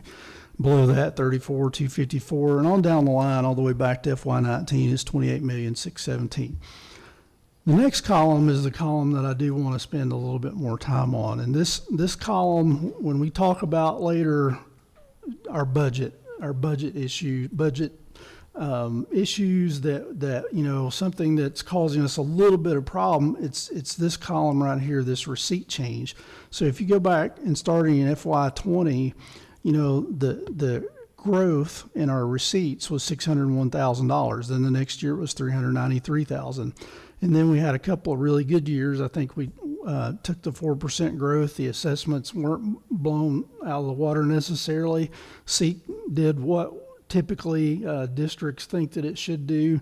Our property tax, was there. And so we had a couple of years where the receipt changes was probably in line with what we needed it to be, $2 million, and then the next year, $1.7 million. And then Fast forward to FY '24, you see that there's a pretty significant drop there. There's $1 million difference between what we received in FY '23 versus FY '24. And then you fast forward to FY '25 and that number drops down to $365,000. So again, that is going to be the issue that I'm going to refer back to in a few minutes. It's this drop in revenue. And even though the district has done the things that the board needed to do from a property tax rate, from all the things that we needed to do, just the mechanisms that Ms. Mercich was talking about, the way the assessments are impacting our SEEK and offsetting these things, it's causing us some problems from a revenue standpoint. So, May I ask a quick question? yes. So the jump that we saw in FY '22 and '23, Yep. did that revenue include ESSER, the ESSER funding? No. Okay. These are 100% general fund revenues only. ESSERs are housed in the special revenue fund, which is Fund 2, and held completely separate. And so, yeah, these 100% reflect predominantly SEEK, local tax, motor vehicle taxes, all the normal mechanisms that we have for revenue. And so the receipt change column, that includes local taxes. Yes. So our taxes, our revenue from taxes went down Yeah. this fiscal year? We got less in taxes than we did the fiscal year before? Well, in combination between taxes and SEEK, we only netted $365,495 of new receipts. Is there any way to pull that out so that we can see like the year-to-year SEEK and then the year-to-year taxes, so we can just kind of look at them a little bit separately instead of combined? Sure. Well, and I think that this is something that's vastly important for the community members to understand, that as their property values increase, it impacts our SEEK funding, if I'm understanding correctly. But yet we're still not gaining as much money as we would have if the property value assessments had not gone into play. So when they look at their bill and they see all this tax money going to schools, it's actually causing a deficit, not an increase, correct? That's correct. Okay. And it's because, and I can pull the SEEK document up. It, I think, usually helps for people when they see the SEEK document.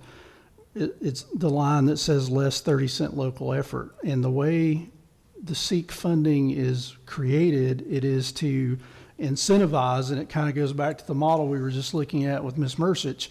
KDE incentivizes local school districts to fund themselves through the local property tax mechanism. And I think normally, prior to the last 3 years, that worked fairly well everywhere. It's the last few years that we've had this just enormous property assessment growth that's, it's hurting the districts. And I think KDE has identified that. We got some communication last year that, KDE recognized that and that they had set aside some money potentially.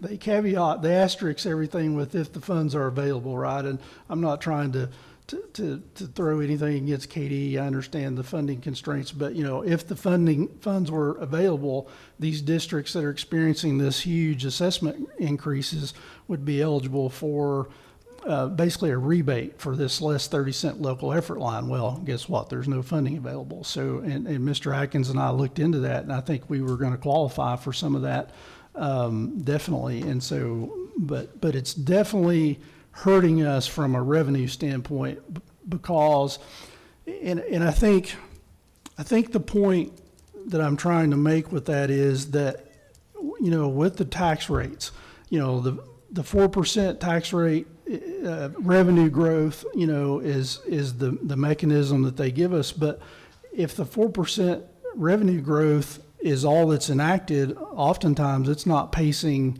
with the decreases that we're seeing in the SEEK side of things. And so, unfortunately, I think that's the reality. And so that's why I wanted to illustrate this, because I was thinking about preparing for this meeting, and it's like, I've given this presentation several times, and I know that I don't expect anybody that's not the finance officer of Woodford County Schools to look and review and evaluate all these numbers and understand what's happening to the budget because of this. And so I think that was why I wanted to illustrate it year over year, because I think that maybe is a little bit better illustration of kind of what it's done to us.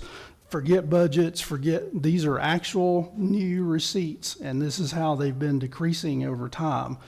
And so, anyway, do you have any other questions before I move on with the receipt and the revenue side of things there? No. An observation. Oh. Excuse me. Go ahead. An observation on the SEEK formula. In Ms. Mersick's presentation, she talks about District A. They have 800 million in assessment. She talks about District B, 1.6 billion, talks about District C, 2.6. The legislature has to do something about the 800 million versus the 2.6 billion. So how they do that is they take some of our funds and redistribute it to the areas that need it. That's I think exactly right. That's an important thing to understand too. It's not like, We can fully fund ourselves, whereas the other districts can't, so it makes all ships rise with rising waters. That's what you're saying. I have noticed, though, on the videos, the YouTube videos, if you're not speaking into your mic, you cannot hear you. oh, really? Yeah. Maybe that's a good thing. Well, And then I just wanted to be clear. So we have increased our taxes. The amount that we get, the check is bigger every year, year after year after year. The check from the taxpayers is bigger. So we're not losing tax money each year. The check that we get from the state for SEEK is bigger every year. It's more money this year than it was the year before. More money each year. And I think when you see that big dip, it's important to note that at some point with COVID, the state just left the numbers even for SEEK. So they just said, we're just going to use these numbers. We know they're not your real numbers. We're just going to leave those numbers as your attendance numbers. And so they did that for a few years, and then they stopped doing it about a year or two ago. And so when they stopped doing it and basing it on our actual numbers, then that did hurt most districts. Some districts, like, the counties that have really great growth, they were being penalized because they were having this great growth, but the number was held steady at a lower number. In Woodford County, our number was held steady, I think at a higher number. So we actually, when those SEEK numbers came in, it was not based on this high number that we didn't really have attending, but based on the real number that we had attending. And so that wasn't super great for us. But just to be clear, we've gotten more in tax revenue every single year. We've gotten more in SEEK money. The check is larger But not by this very year much. from last year. Right, so it's not, as big as we would like to see, but it's still bigger than we got last year. So it's growing, we're not losing per se. And I do think it would be interesting to see those kind of separated out so that we could see just kind of the actual numbers instead of the numbers after the math. Yeah, well, this will illustrate that very well. So if you look at your screen, the FY 24-25 final SEEK calculation, if you refer to the box in the middle, the first thing I want to illustrate is the guaranteed base. So last year, the guaranteed base was $4,326 per student. There's some add-ons there. I won't get into that, but if you'll drop down about 8 lines, you'll see the less 30-cent local effort in total for Woodford County was $11,887,682. The net general fund SEEK was $10,258,243. So that's for the year that we're in currently. This document is the FY 25-26 forecast SEEK based on the assessments that they have gotten through the PVA, et cetera. Now, this is subject to change, just like the ADA is subject to change. You'll see the SEEK base has gone up to 4586. So KDE gave us more money per student enrolled, right? If you drop down the next 7 or 8 lines back down to that less 30-cent local effort, that number is now $12,691,284.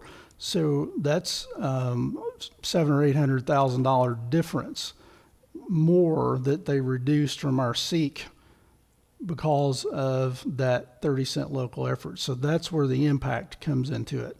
So it's very difficult for us to bank on these SEEK base increases that they're telling us that we're going to get And if we try to think we're going to be able to give raises on those seek base increases, and then they turn around and reduce it on that line, eight or nine lines down there with that less 30-cent local effort. So when we lose, 16,501,000 is the new number, 16,041.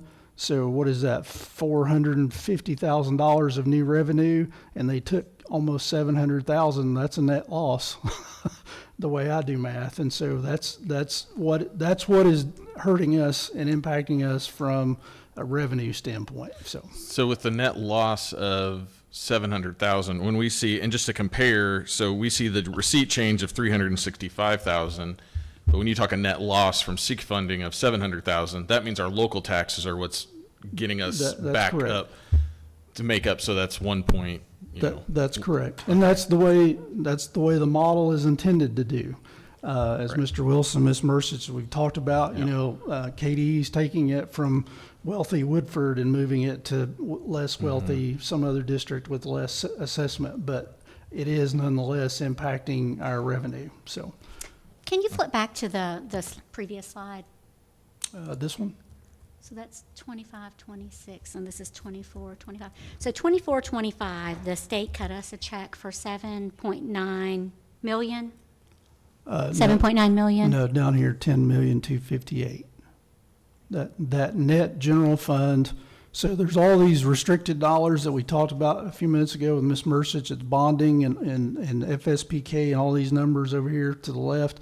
The net general fund dollar amount is this number, 10,258,243. So that's what we actually are going to receive when FY25 is completed. But it's at a lower SEEK base with more AADA. The FY26 is at a higher SEEK base, lower AADA, and again, this can fluctuate based on what the final assessments and the final AADA is.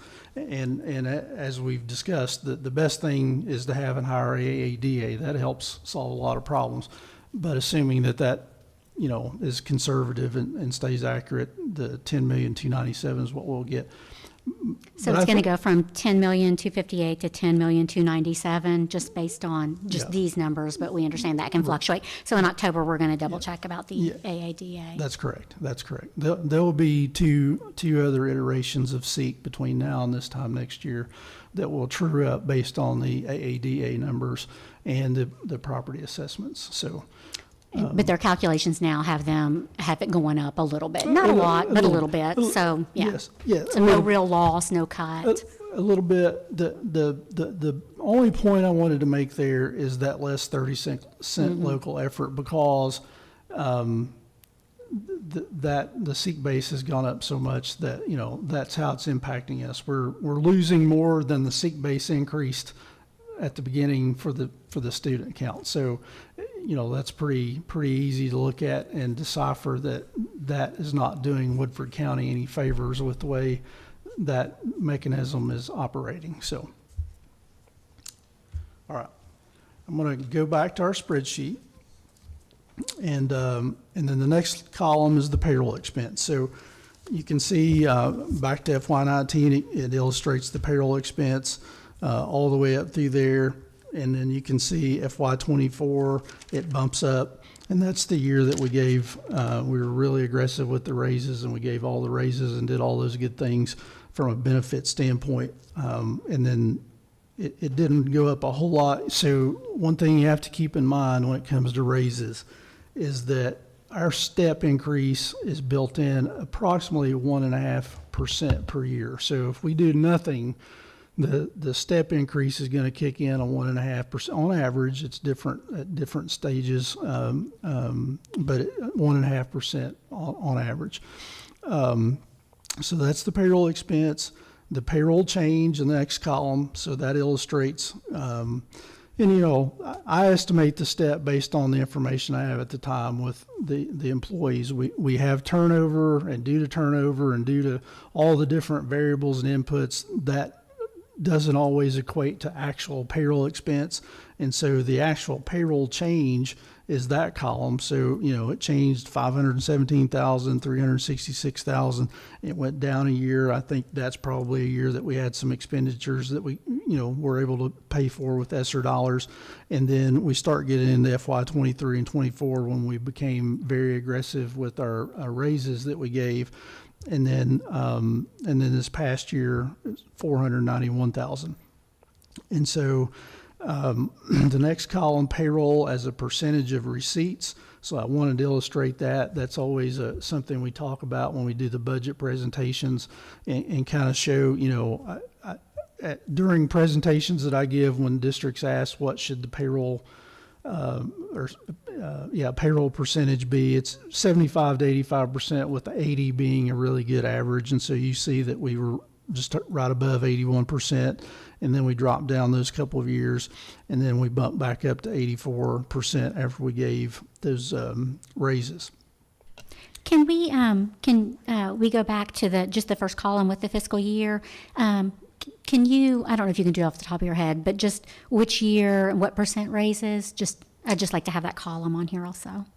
So I know we gave 3% in FY 25. We gave I think it wound up being 8% in FY because we gave 5% and then we gave $1 to all the classifieds.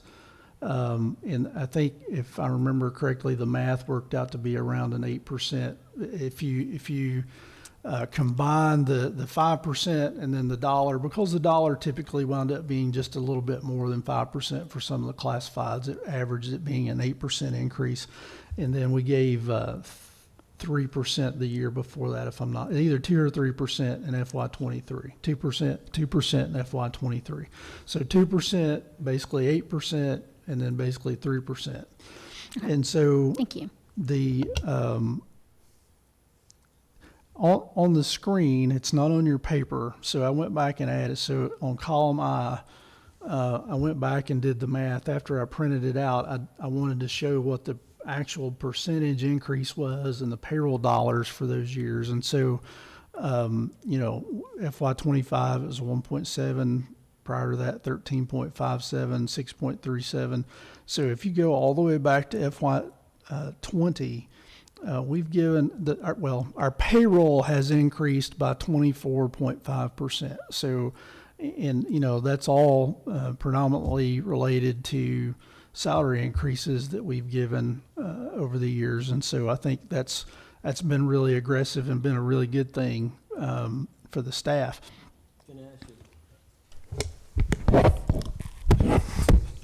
Can I ask you a question, please? You said by your own admission that we were very aggressive in salary increases. Yes. Were we also aggressive in increasing our receipts to offset that? I think we, if memory serves me right, at least since I've been here, I think the board has done their due diligence with taking the 4% growth rate every year, 2 years at least. And so maybe we could have done differently, but I think we've at least done the 4% growth rate. In the calculations to be able to offset the aggressive salary, were we aggressive in expenditure reductions, or did we just base it all on we'll tax 4% every year to make up for it? Well, I haven't had necessarily any conversations that we would just keep trying to pace tax rate increases with expenditures. So I think we've tried to be very fiduciary responsible with the revenues that we've had. So, I don't know that, I think the best way to answer that is if you look at the expenditures over time, with the exception of where it bumps up from FY 23 to 24. And I think there's a very valid, Mr. Livingston mentioned earlier, construction costs in the last 3 years have gone up 30%. Well, if you look at that non-payroll change number, it jumps 31%. I think it's very easy to track back a lot of that just inflationary. I mean, our insurance has gone up 25 to 35% in the last 3 years.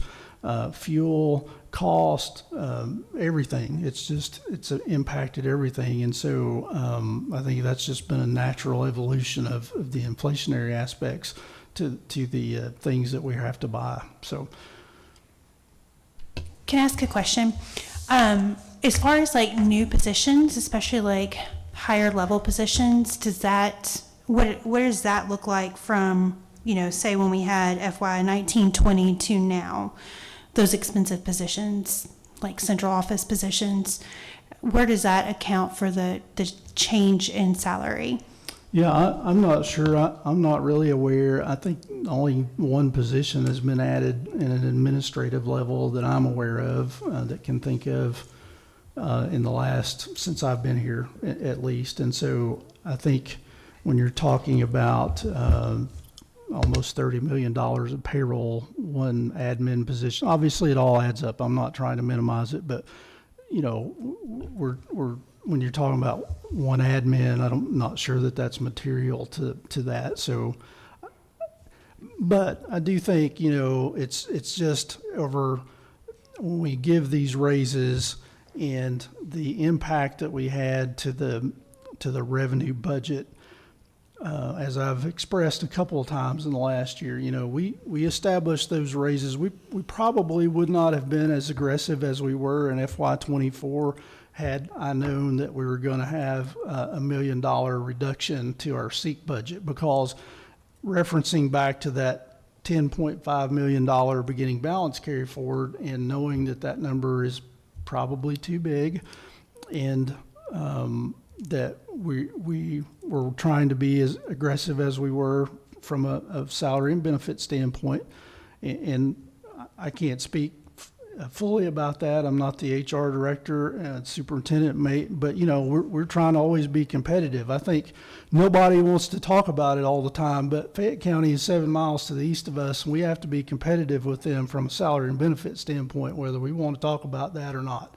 That's just the reality of it. And so when we're shedding people to them because we can't keep up from a pay standpoint, I think that's got to be dealt with. And so I think that's what we, as a leadership team of the district, tried to do, because I can tell you as an admin in my department, it becomes very frustrating when somebody gives me a notice and says they're leaving my department, and I've got to train a new person because they're going to go to Fayette County because they earn another $1 on the hour, right?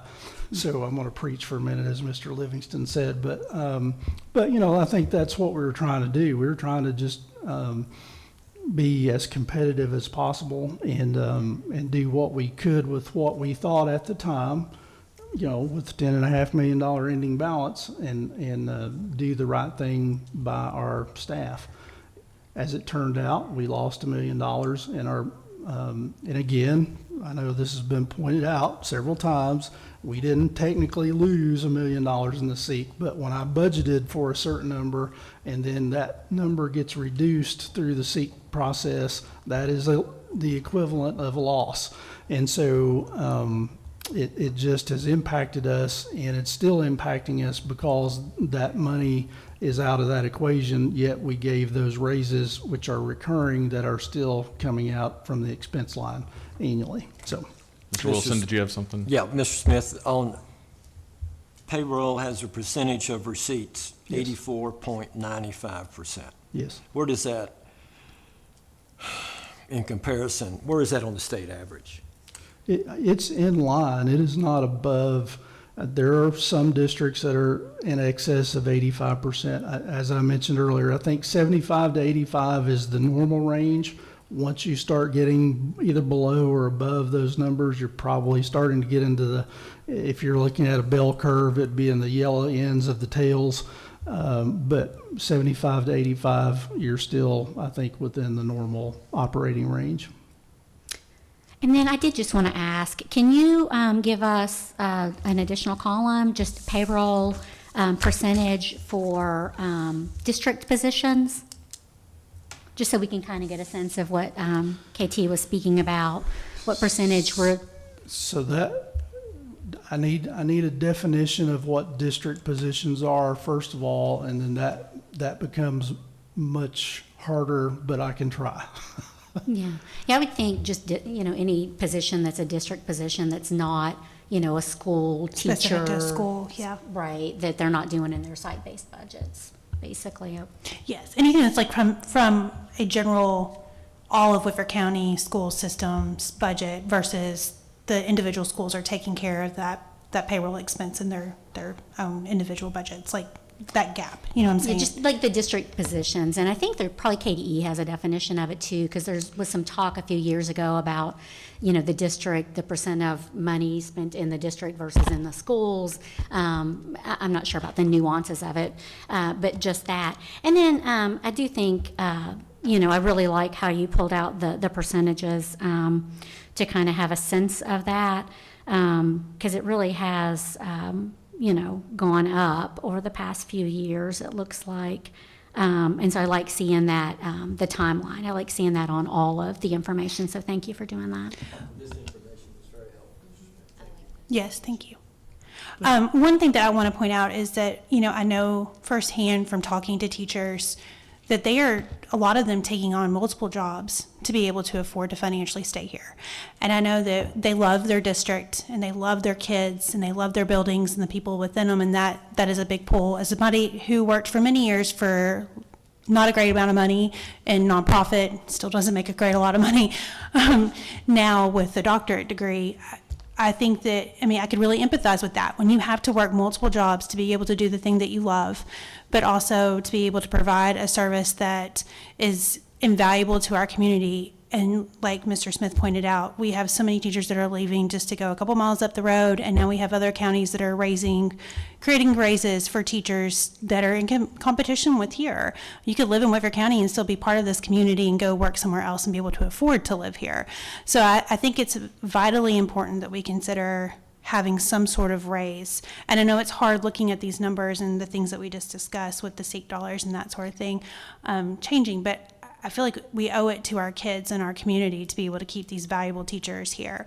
I could speak to a couple teachers that my kids have had that were phenomenal. They're now working in Fayette County.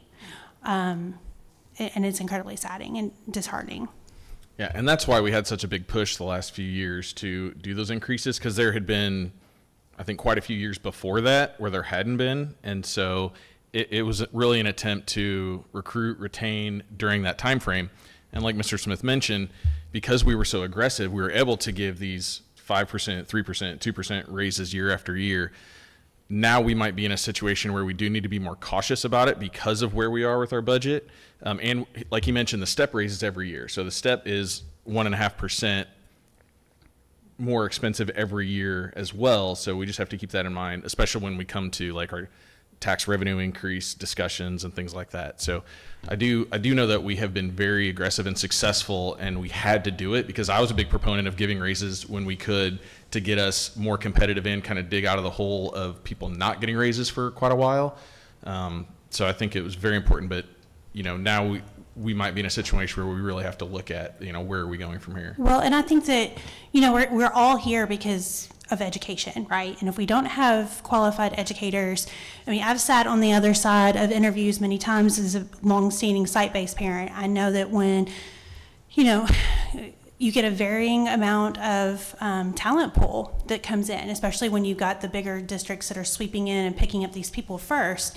It can be very much a struggle. And unfortunately, I think that we have hired the best possible teachers that we can possibly hire. But as we talked about in either the last meeting or, I don't know, we've had so many meetings lately, I don't remember which one, but how there is a national teacher shortage. So that pool of teachers is going to be incredibly less viable that we pull from. So we have to remain competitive. And I just challenge us to look to see if there's other areas that do not directly impact our kids in some capacity. If we could potentially, and I don't know if there is, that might just be a wish, but if there's any other ways that we can maybe cut some corners to make sure that we can provide some sort of raises to make sure we are competitive with our surrounding counties and pull in the greatest talent pool that we can and retain our wonderful teachers that we currently have. So that's my challenge. Well, and I do believe 100%, like, you're absolutely right. Our teachers are the difference. They're the difference day in, day out. And I also think that really and truly, when you look at the increase in what we're bringing in with local taxes, and you look at the increase in what we're bringing in with SEEK, we just have to prioritize. And salaries and competitive salaries has to be our number one priority. It should be, I think we all agree, but we also need to put our money where our talk is. It all needs to line up. And so I do think it would be important in having that discussion for us to look at where other districts are. We gave, raises, but other districts gave raises. A lot of them gave even higher percentage increases. And so I do think it's important to kind of look at that this year and see where we're at, where, surrounding districts are at, and just have that discussion, again, in a meeting so that the teachers, the staff can come and be present, and we can kind of have that discussion. I know I was a big proponent of doing it like a strategic plan, a long-term plan, so that we could kind of have that lined out as the priority. Like, there were some studies done, I think, in Jessamine and Fayette last year. I brought those to the meeting, kind of talked about those a little bit. But I do think it's important to do that longer-term planning, not just kind of, day to day. And I think that the board absolutely should have those discussions and be able to set those priorities, because I think we would all line up pretty well. Another a flip side of what we're talking about is we have to also, I think, be conscious of every time we raise taxes, the impact that has on citizens. Mm-hmm. We were just talking earlier about the new property valuations arrived in the mail. I've heard people saying they may have to get another job to pay their property taxes. Yep. And we have to, we have to think about all sides of this issue. And And I'm not suggesting raising taxes. No. I'm saying, what can we do within our current expenses that maybe we can shift around? And I know it will not equate to maybe what we need to have district-wise, but there's got to be some areas. Are we being as judicious with our spending as we possibly can to be able to flex and allow for maybe some more money to go in this pot? But no, I agree. I mean, our property tax raised astronomically last year, so we're all feeling, plus with the economy and the things that, the loaf of bread or the Right. gallon of gas, we're all struggling. But I think on the flip side of that, our teachers are really struggling too. We're all, yes. I I think a column that would be, maybe illustrate this more is how much have the individual property taxes gone up from 2019 to 2026. Yes. I think that would astound you. And I would say too, just while we're all kind of talking about this, and I'm glad that we are, I think that's why it's important, if we want to be able to spend on payroll, we have to take a look at what we're not going to spend on. And we can't continue to spend on payroll and on travel and on meals out to eat. I know that may seem trivial to some. To me, it's not, because I think every single penny matters.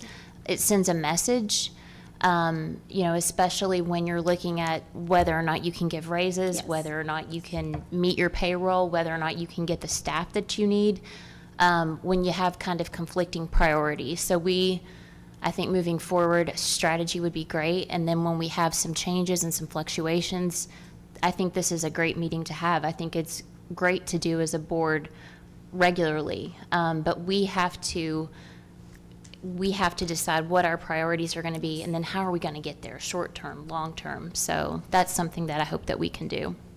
Yeah, and I know that one of the things that when we talked about raises before was really helpful is seeing what a percentage raise would actually mean. So it could be, and we have to keep that in recognition, right? So a 5% raise could mean $2 million, right? Where trying to say, and I know some of the questions around, we might look at, well, can we reduce here? Can we reduce here? To reduce something $2 million to afford that rate, like to even it out, taking $2 million, you're probably gonna have to cut jobs to give raises. So I think that's also an important thing to keep in mind too, is if we don't take a revenue increase, which the only tool we have is that 4% growth increase. That's the only revenue increasing tool we have. So to say we're not going to do that, but we're going to give raises, but we're not going to cut jobs, I think that might be wishful thinking. So that's when we really have to get the numbers in front of us and say, all right, if we're thinking about this percentage raise, what does that mean in dollars when we have over 600 employees? Because it's across the board, right? It's not just this group gets 2%. It's everybody gets 2%, or everybody gets, like the classifieds get the dollar, or, you know, so it's such a big impact that we have to make sure that we do everything in the right process to make those things happen. And that's when we get into the nitty gritty of saying, okay, if we don't take this tax increase, what does that mean? Or if we do give these raises, what does that mean? Or if we don't cut these jobs, what does that mean? So that's when we're really going to have to dig in and have those specific numbers in front of us to kind of if this, then that, right? Yeah. I also think too, some of the expense, you know, the contracts that we have, and we don't talk about contracts a whole lot in our meetings unless we ask to pull something out. But is there anything that we're doing, taking a good hard look? Is there anything that's duplicative? Is there anything that maybe was not utilized? Those things add up.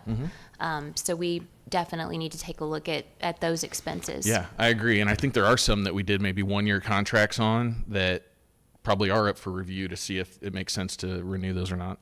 Well, and I think that that's an incredibly important point, that we really do need to look, and I don't know whose responsibility it is to take a look at a fine-tooth comb and see where we're at and see where we can maybe cut to make up some of that deficit. I do like the idea of, okay, if we do this, this equates to this cost. Because in an ideal world, we would like to offer some sort of raise at some capacity and not raise taxes on our constituents. Because it is hard, to Mr. Wilson's point as well. Like, this life is getting harder and harder to live every single day financially. And I do think that with any organization, including a school system, there is probably some wasteful spending in some capacity. And finding that, I do think it would be very beneficial to see what that means. I do think that we have to think about our kids as the number one focus and consideration. I do value continuing education. I think it's important for teachers to continue to grow and learn in their capacity to be able to offer innovative ways of teaching for our kids and keep them up to date. Technology is important as well, but I do think that we have to see where the duplicates are and where we can maybe cut some spending to be able to be competitive. I think that is incredibly important. So, kind of summary of all the things we've all said. Well, and I would say, just to that end, I think just being able to have financial discussions after, a few years of not being able to do that publicly has been really a great first step. And so I'm very pleased that we're here tonight and able to have the discussions. At one point, there was a document that kind of it broke down each department. So you would have the superintendent's office, and then it would kind of break down exactly what the money kind of budgeted there was and what it went for and what the totals were. So I think a document like that would be extremely helpful to have just an idea, because right now we have absolutely no idea, where the money is being spent, or where there might be some cuts, or where there have been some cuts. We really have no idea about any of that kind of stuff. So that document would be super helpful, and I know we've received that. I think Miss Amy Smith prepared that for us at one point, and then her predecessor, I can't recall his name, he sort of prepared something kind of similar, but that document was extremely helpful. So I don't know if that's something that we can kind of get just emailed in preparation for having our tax discussions, in preparation for having our discussions about raises and priorities, that kind of thing. I think that would be super, super helpful. And I would love to, I'm big on lived experiences. I would love to have our teachers and our admins polled to say, okay, what is it that you're paying for in your own budgets that you're no longer using anymore, that as a district maybe we can dissolve some contracts. For example, I know that Dojo used to be the prime communication source until we got Parent Square, and I know Dojo is still related to PBIS and that sort of thing, but I think the use of it potentially has gone down in some areas. So is that something that we can overlap with something else and still use the same kind of, still PBIS tool, but maybe we don't pay for this anymore? And that's just an example. Again, I would really like to go to the people that are doing the work with the things that we're spending money on to see where the replication is, if it's viable and useful, and if we need to maybe do away with it. And so, so the plan is to do these kind of budget finance meetings, more periodically, not necessarily get to this granular every month, but to do these more frequently so that we can have this kind of conversation. So I think from a couple of the suggestions. Maybe we can look at some of those and see if for those, whether they're quarterly or when they are, we can have some more detail as well. So we'll just kind of build on it. Every time we have these, we might build on what we're looking for. But the information you brought today is extremely helpful. I really love having it broken down like this and explained to us in this capacity that I know we're not really able to get to this granular in our monthly meetings. So this has been great. Yeah, what's next for you? All right, so the next thing I would like to talk about would be the situation with Pisgah Pike, 330 Pisgah Pike, the old central office building. So I'd forwarded on to everyone, I'm sorry, let me get this off the screen. I'd forwarded everyone the appraisal that we had done earlier in the year. The appraisal value for that building is $950,000. I'm not sure if we hang on to that building, there's a few repairs that are going to have to be done to that building. And I've provided, I think, each of you in your packet, just I think there are three big things from my standpoint that need to be done. One is the roof. And Mr. Arrington with Trimco provided a really good overhead document that shows the different roof portions, and when there's a huge portion that was replaced, I think in 2018, and then there are like three other sections that are in need of either restoration or repair, with the restoration cost of $112,000 and the replacement cost anywhere from $195 to $220. The septic replacement out there is probably going to be somewhere around $48,000. There's a fire suppression, so I did not have a quote available yet. That's probably going to be about $100,000 fire suppression system upgrade that would need to be done to that building, and then about $100,000 probably. Yeah, that system is really old, and the pipes are kind of rusty. So, and then the elevator still works, obviously, but there are some things that need to be upgraded on that. So I just wanted to give you those big hitters as it relates to that building. As I mentioned at a board meeting, if the decision were to be made to liquidate that building, we got to go through KDE, get approval to liquidate that building, and then we can sell it to whomever we want to sell it for, as long as we sell it for the fair market value, and that would be established by that appraisal I'm talking about. If we couldn't get that out of to sell it for that, we'd probably have to go to some kind of auction. We can set minimum pricing for it, meaning that we wouldn't take less than a certain dollar amount, those sorts of things. But so that's correct. They have to approve all the above at the end of the day, and so but those would be the options that would exist for that particular building.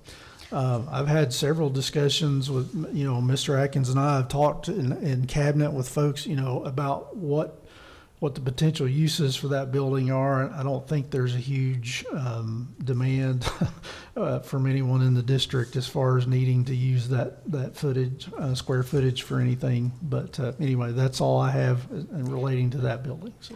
Are we all moved out of that building into this building now? I know we talked about at the beginning of the year that, we were kind of transitioning, but I have not heard anything lately. Are we out of that building?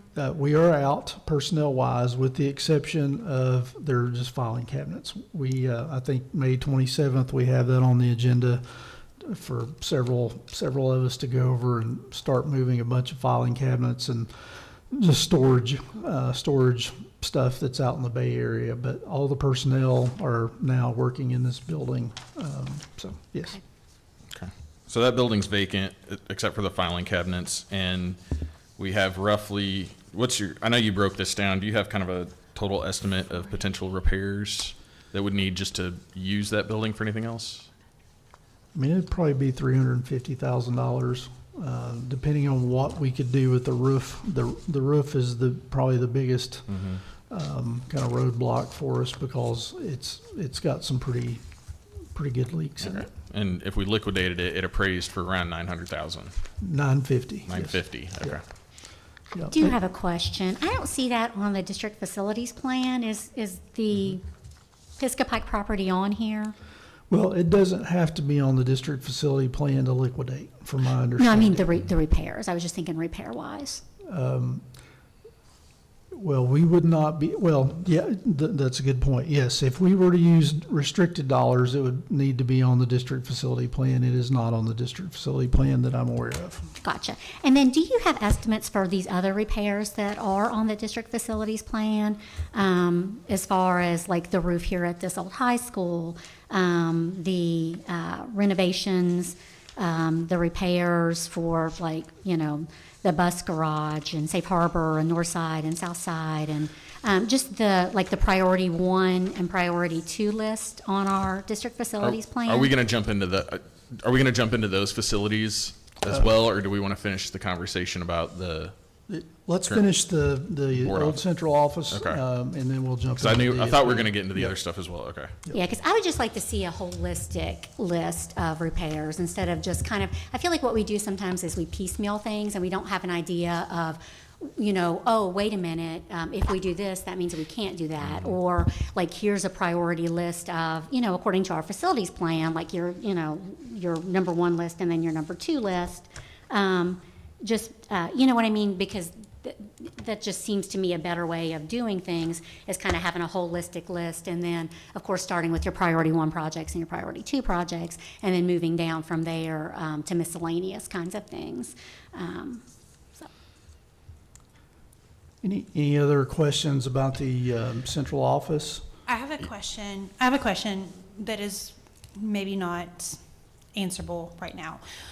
How much space do we have left in this building that, say, like, for example, kicking it old school here, when I was a sophomore in high school and when we built this library that we're all sitting in right now, they bussed us all over to the community education building that no longer exists, right? That's where they had the freshman school. I was a sophomore, I had classes over there, so on and so forth. We had a backup space.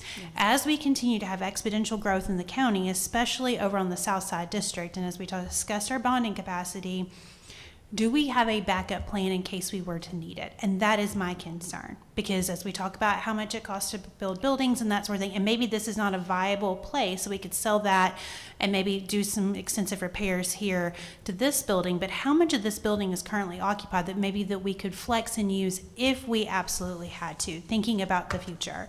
Ounce of prevention is worth a pound of cure, so to speak. So that would be my question before, and I know that we won't discuss selling it now, but as we look at the bigger picture, do we have that backup space that we have increasingly lost over the years as we sell off buildings? So I was just curious about I that. do kind of worry about even having this discussion because it's not on the agenda. Yeah, let him respond to her. Again, it's not on the agenda and it's a special call meeting, so I'm a little bit worried if maybe we Right, sure, should not but be Ms. having this Springate, I'm conversation. gonna have Mr. Smith respond to Dr. Gould's comment and question Sure. first. Yeah, I think the reality of it, this building's 155,000 square feet. The way we planned it out and allocated it to the various departments, everybody's got a lot of space. If the need were to come up that we had to have some additional square footage, I think we could absolutely come up with that in some kind of emergency event. So I don't think that would be an issue if that were to be the case. And with these facility changes that we're going to talk about here in a minute, that will bring this building up to a space where that was needed. We could absolutely do that. I mean, I feel like that we could if we had to, yes. Okay. I mean, we're using, we're getting ready to use the old ag department for the fire department program this fall, starting out. A lot of folks are using the gymnasium and the wrestling room and some of the auxiliary athletic facilities currently. I'm more worried about viable classroom space. Would they be able to have the capacity to have some overflow if needed, if there was an emergency or something of that nature, or something needed to be, just having that Yeah. extra space I think is important, Yeah. because we've had the luxury of having it in times when we needed it. So that's, as we shift away from Yeah. that, Well, I think, the intention was on the DFP at some point to maybe centralize the preschool in one of the wings down here. And so that wing is essentially vacant right now, with the intent of bringing that over at some point. But yeah, I mean, I think the district would do whatever we needed to do if that were the case. I think we have to be cognizant of that. now that we are over here, this is serving as our business office. And so I think we got to be careful about integrating some of that to some degree with, but I think we could absolutely, if we had to have the space, we could do that. And that's essentially what I'm asking, yeah.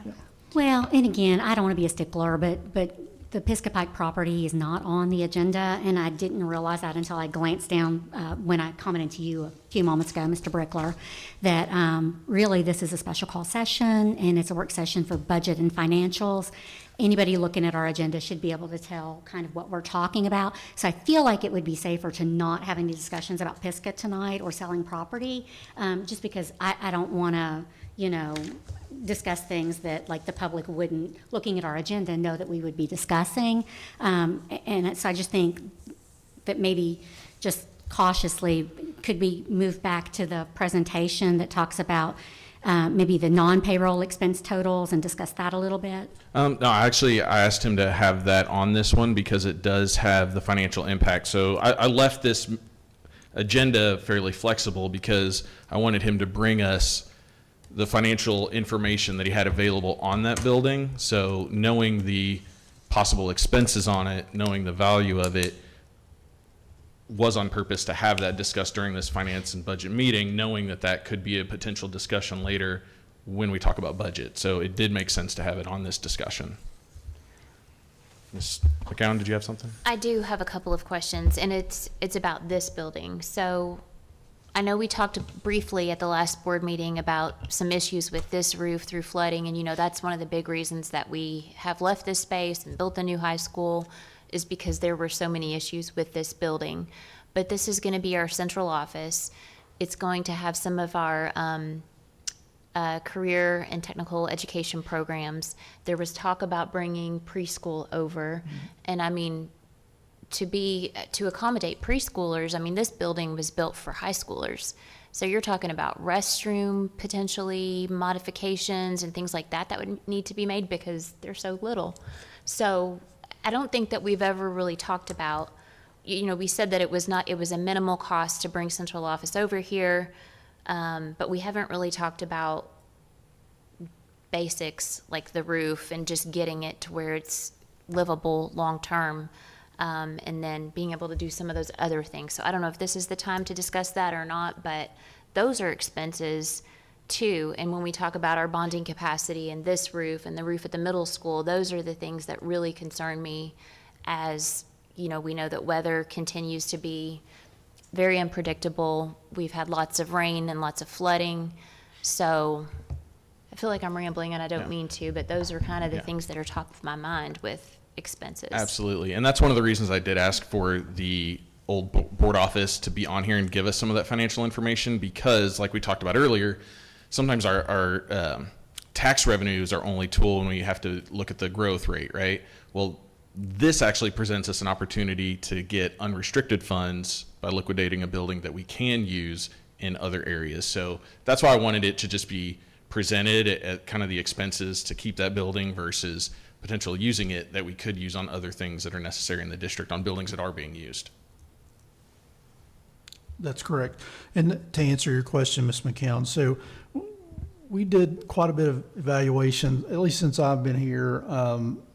The roof, as far as this building, is it aged? Absolutely. At some point, it's going to have to be replaced. In my unprofessional opinion, that's a joke. In my opinion about the roofs, the middle school roof is in much worse condition than this building's roof and will have to be replaced sooner. Do we have an occasional leak in this building? Absolutely. Back to the preschool, yes, that would probably require a little bit more than a superficial paint job and for the necessary modifications to be able to bring the little kids over for that. And we've discussed that. I don't know what the dollar amount would be necessarily. It is listed in the DFP.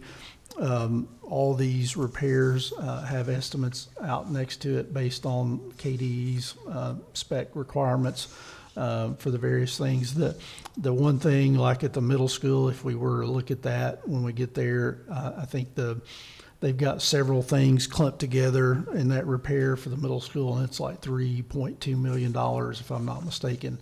Well, the reality of it is the roof is going to be $500,000 to $750,000 of that. And so we know what that is because we've had several discussions and quotes, and we know that is coming sooner rather than later. But, the reality, this building, yes, it's an aged building. It probably will have less stress on it moving forward, just not having the number of individuals in the building on a daily basis, and all the infrastructure things, stresses that would put on it. So we believe that it'll definitely last longer before we have to do any major remodels. Other than the roof, I think a lot of the issues are purely cosmetic outside of the preschool modifications that we discussed. So I think, but just from a space standpoint, I think as Ms. Gold was talking about, we have the square footage available if we have to call an audible and do something, whereas if we liquidated this building and stayed with the 330 Pisgah, you don't have. We were bursting at the seams just from trying to do the day-to-day work for the district out of that building. And so this building affords us a great many things, but we will have to spend some money on it at some point in the future to keep it upgraded. So, Thank you. Well, and to add to the preschool costs, something that I haven't heard mentioned is like playground equipment and fencing, and that stuff is very expensive as well. So like thousands upon thousands of dollars. it is. We have a plan. We've discussed through all that, where it would go, et cetera. But, we know that that's down the road a little bit. I think that's definitely a conversation for another meeting. But it is on the long-term agenda, so. Speaking of the middle school, has there been any conversation about shelter for the car rider pickup since we've renegotiated, especially the pickup lines and that sort of thing where they're coming? I'm sure people maybe have seen on Facebook. I've seen with my own eyes, my own child standing out in the rain. He's mostly a bus rider though. But to be able to have some capacity for shelter for them, has that been something that they've identified as an expense? We discussed it when we had the concrete poured, when we rerouted the traffic flow over there last year, as something that, at some point probably needs to be addressed. But I don't have a cost estimate as to what it would cost to put a cover on that currently. Well, even like some sun sails or something like that, that's something that would provide some break of the rain. Might be something we should consider. Shouldn't say might, probably something we should consider. Just because it is, not every kid's fortunate or plans ahead. Not every middle schooler plans ahead to bring an umbrella to school, and that sort of thing. So it was just something, we have, coverage in all other areas of pickup. It's just interesting to me that they don't in that area that we've designed for them. Yeah. Well, I don't think that would be the only area that we have for pickup that's not covered.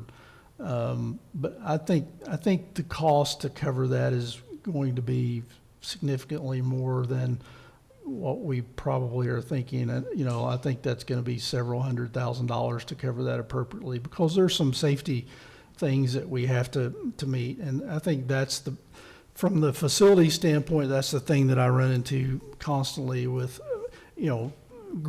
groups wanting to do the right thing for the school, but they want to do it not understanding all the implications from the liability. Mr. Livingston was talking about, if we put something up there that doesn't meet certain engineering standards or whatever, and something blows it over and it damages it, whatever, the liability's back on us. And so that's where we run into some constraints when it comes to putting what might seem to be a simple covering over a concrete pad, that you could probably at your house have built for, let's say $100,000. It's going to cost the school district a little bit more than that, just because we have to meet certain criteria. So, Well, I do think moving forward that it would be good to kind of have those holistic discussions about, like, here's a list of our facilities plan, here's the cost, here are the estimates, here's a list of things that folks would like to see, needs, so that the board can kind of allocate and choose the projects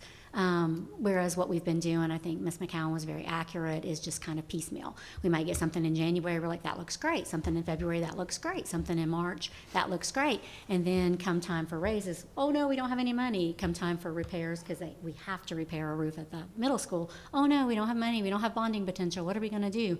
I just feel like, it would be really nice for us to be able to start having that process kind of moving forward. Well, I think you want to be careful. We don't get to choose the projects. We get to approve or deny the projects. That gets into management of the district itself and the day-to-day operations. So, Well, we I'll want to be very careful respectfully- on how you go about that. I'll respectfully disagree. Okay. I've been on the board many years, and many times we have been brought lists of projects, and we could pick and choose with certain funds of what the priorities would be. As a board, we set the priorities. And so Sure. we absolutely can pick and choose, we need that roof repaired, or we, want to spend money on, a celebration. We can pick and choose those things. That's not day-to-day Right, we approve or operations. deny them when they're We- proposed to us. Absolutely. And when those come back through, we also, have oversight of that. So I definitely think just, as a board, I really like the thought of us moving forward, having an idea of what is out there and having the ability to prioritize where we would like to see the budget spent. When there is, sometimes there's no choice. Mr. Smith has brought us many things that we did not have a choice, that we just absolutely, kind of have to approve, like a roof repair. If he brought us a roof repair tomorrow, we wouldn't really have a lot of choice on that. We would have a choice, I think, in setting the priorities, and that's what we do as a Well, board. and We set those that's a good priorities. segue to the district facility plan, which you have pulled up. So, because that is the priority set by the district. That is the district facility plan that we as the board approved. So we already have that in place. So I think it's a good time to jump into that. Yeah, absolutely. And the only couple of things I wanted to point out on here, but this document does exactly what we're discussing. It lays Right. out what the priorities are for the district to be able to use restricted funds on facility repairs. And so when we talk about the very first section there, it lists three things. And so on the document that I made copies of you, I kind of made a couple of notes before I copied them. Under 1E, items 1, the Woodford County Middle School replace exterior handrails that are rusted. So that's already, we repaired that. We repaired that out of the general fund, knowing that we didn't have any available dollars out of our capital outlay and our building fund, as we discussed earlier. So those are safety issues. So we went ahead and took care of that. We took care of it in-house. It didn't cost us $50,000 to repair that. So, that's a cost savings measure that we did. Safe Harbor Academy, repairing the concrete awning roof at the exterior door. We repaired that in-house and took care of that. That's been repaired. Simmons Elementary, so we're in the process of working on this door. It's safe. There's no issue with it. There's a little bit of rust at the bottom of the casing. We're repairing that in-house. But as you go on down through here, now, several of these things under item 2C talks about Southside Elementary School and Northside Elementary School. It's just got a pretty generic, and it's based on age. That's the first qualifier to be able to get on a district facility plan, is how old something is.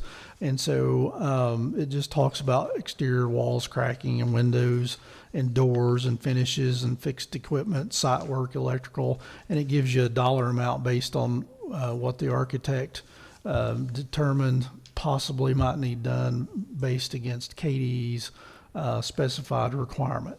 So, for example, Southside Elementary, $3,743,211. That's what they've identified based on all those things if we were to do that work tomorrow.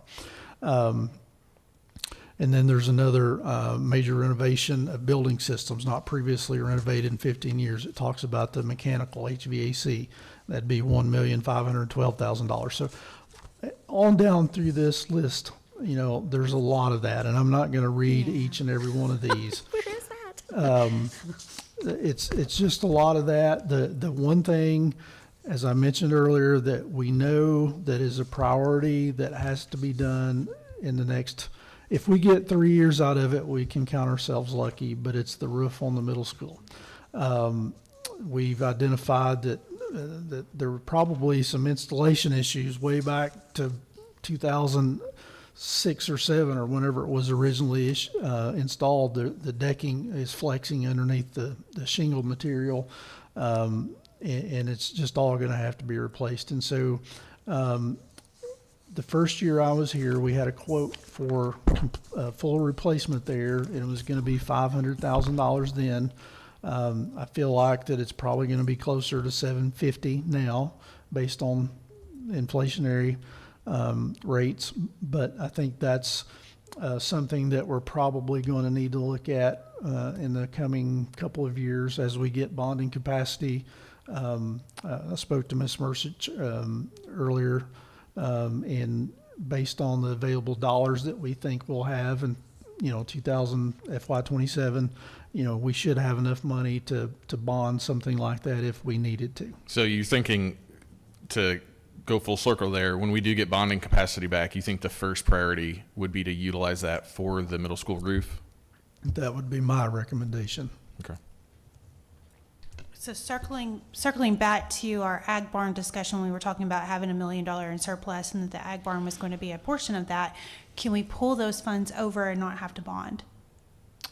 So at the completion of the high school project, whatever's available, whatever's left in that project, we can absolutely, once that project is closed out, any available unspent dollars, they're restricted, right, as we discussed earlier. They have to be used on anything that's on our district facility plan.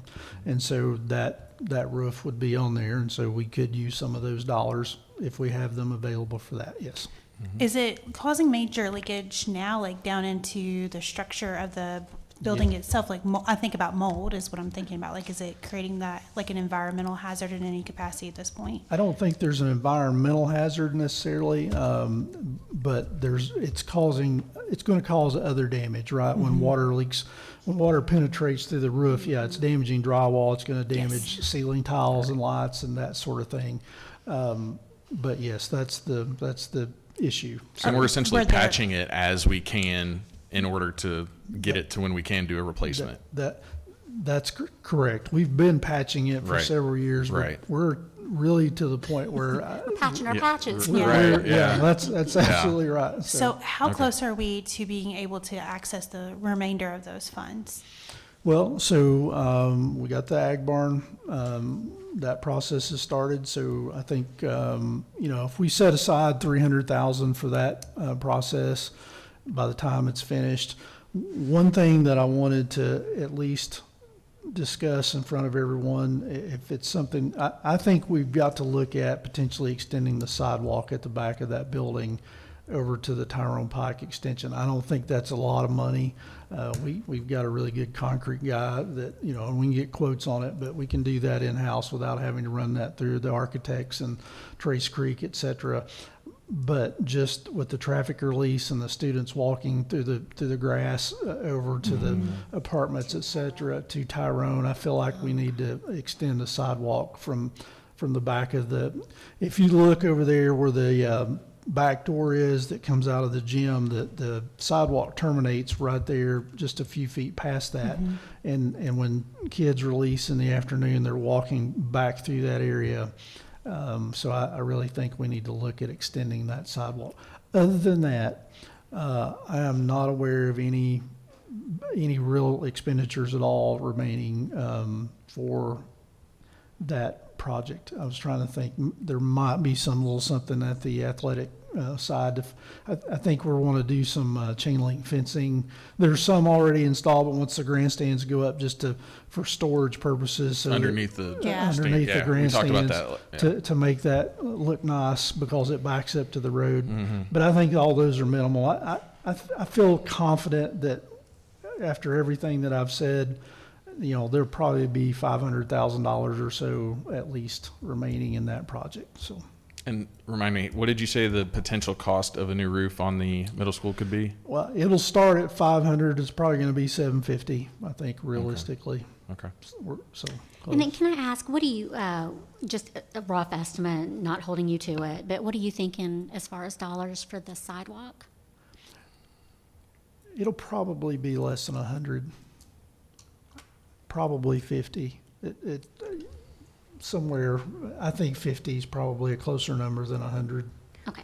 And then the ag barn, just to clarify, I thought that we approved like $180,000 for that. Are you thinking it might be closer to 3? Well, it's 254, I think, was what was on the But there was like contract. 50 in 50 in grants. Yeah, So, that's right. like when they That's subtracted right. it down, That's it was right. like, I thought like I 180 forget or about the something. grant, but yes, Okay. that's right. There was 50,000 in the grant. So the only difference between the building, so that covered the cost of the ag barn, it covered the cost of the structure and everything. I've got to cut an apron into the curb and tie the concrete into the door opening of the building so that like if a car or a tractor or something needed to drive into that ag, I think that'll be a minimal cost, but that'll need to be taken into account. So when I say 300, I feel like that will take care of all that. So there, as So you there know, could be like there's some site prep too, like you can't just put a building down on the grass. and so that should be included in the number that they gave me. But Yeah. as you know, with construction, there will be something that will come up as we get into Sure. this. So When we think about the sidewalk too, and I think about the conversation we had about insurance earlier and liability, if we are leading people to that road, if we had conversations, or can we have conversations with whoever that powers that be, because I think it's a state road, to be able to install a crosswalk there or flashing lights, something, because we're saying, here you go, and there's not a sidewalk on that side of the street, so they have to cross over to get on that main sidewalk that leads over back over to Falling Springs. So, Mr. Dan Knott with the city and I met over there 2 or 3 weeks ago just to look. We're having that entrance exit on the Tyrone Pike restriped so that's a ride out only. That's what the state had asked for.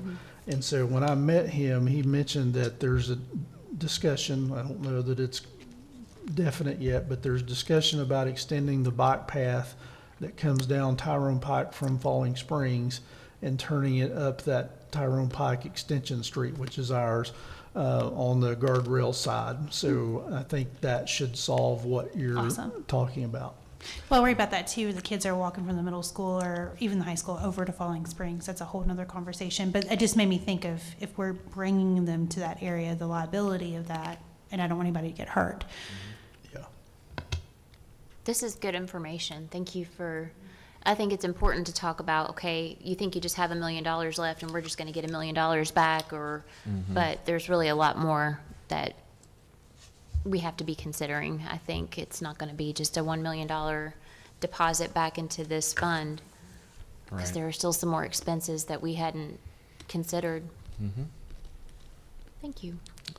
Do you have any other questions about the DFP process or plan or facilities? No, When is- I agree. It's good to have a priority listing, and just you sharing that the middle school roof is probably like number one.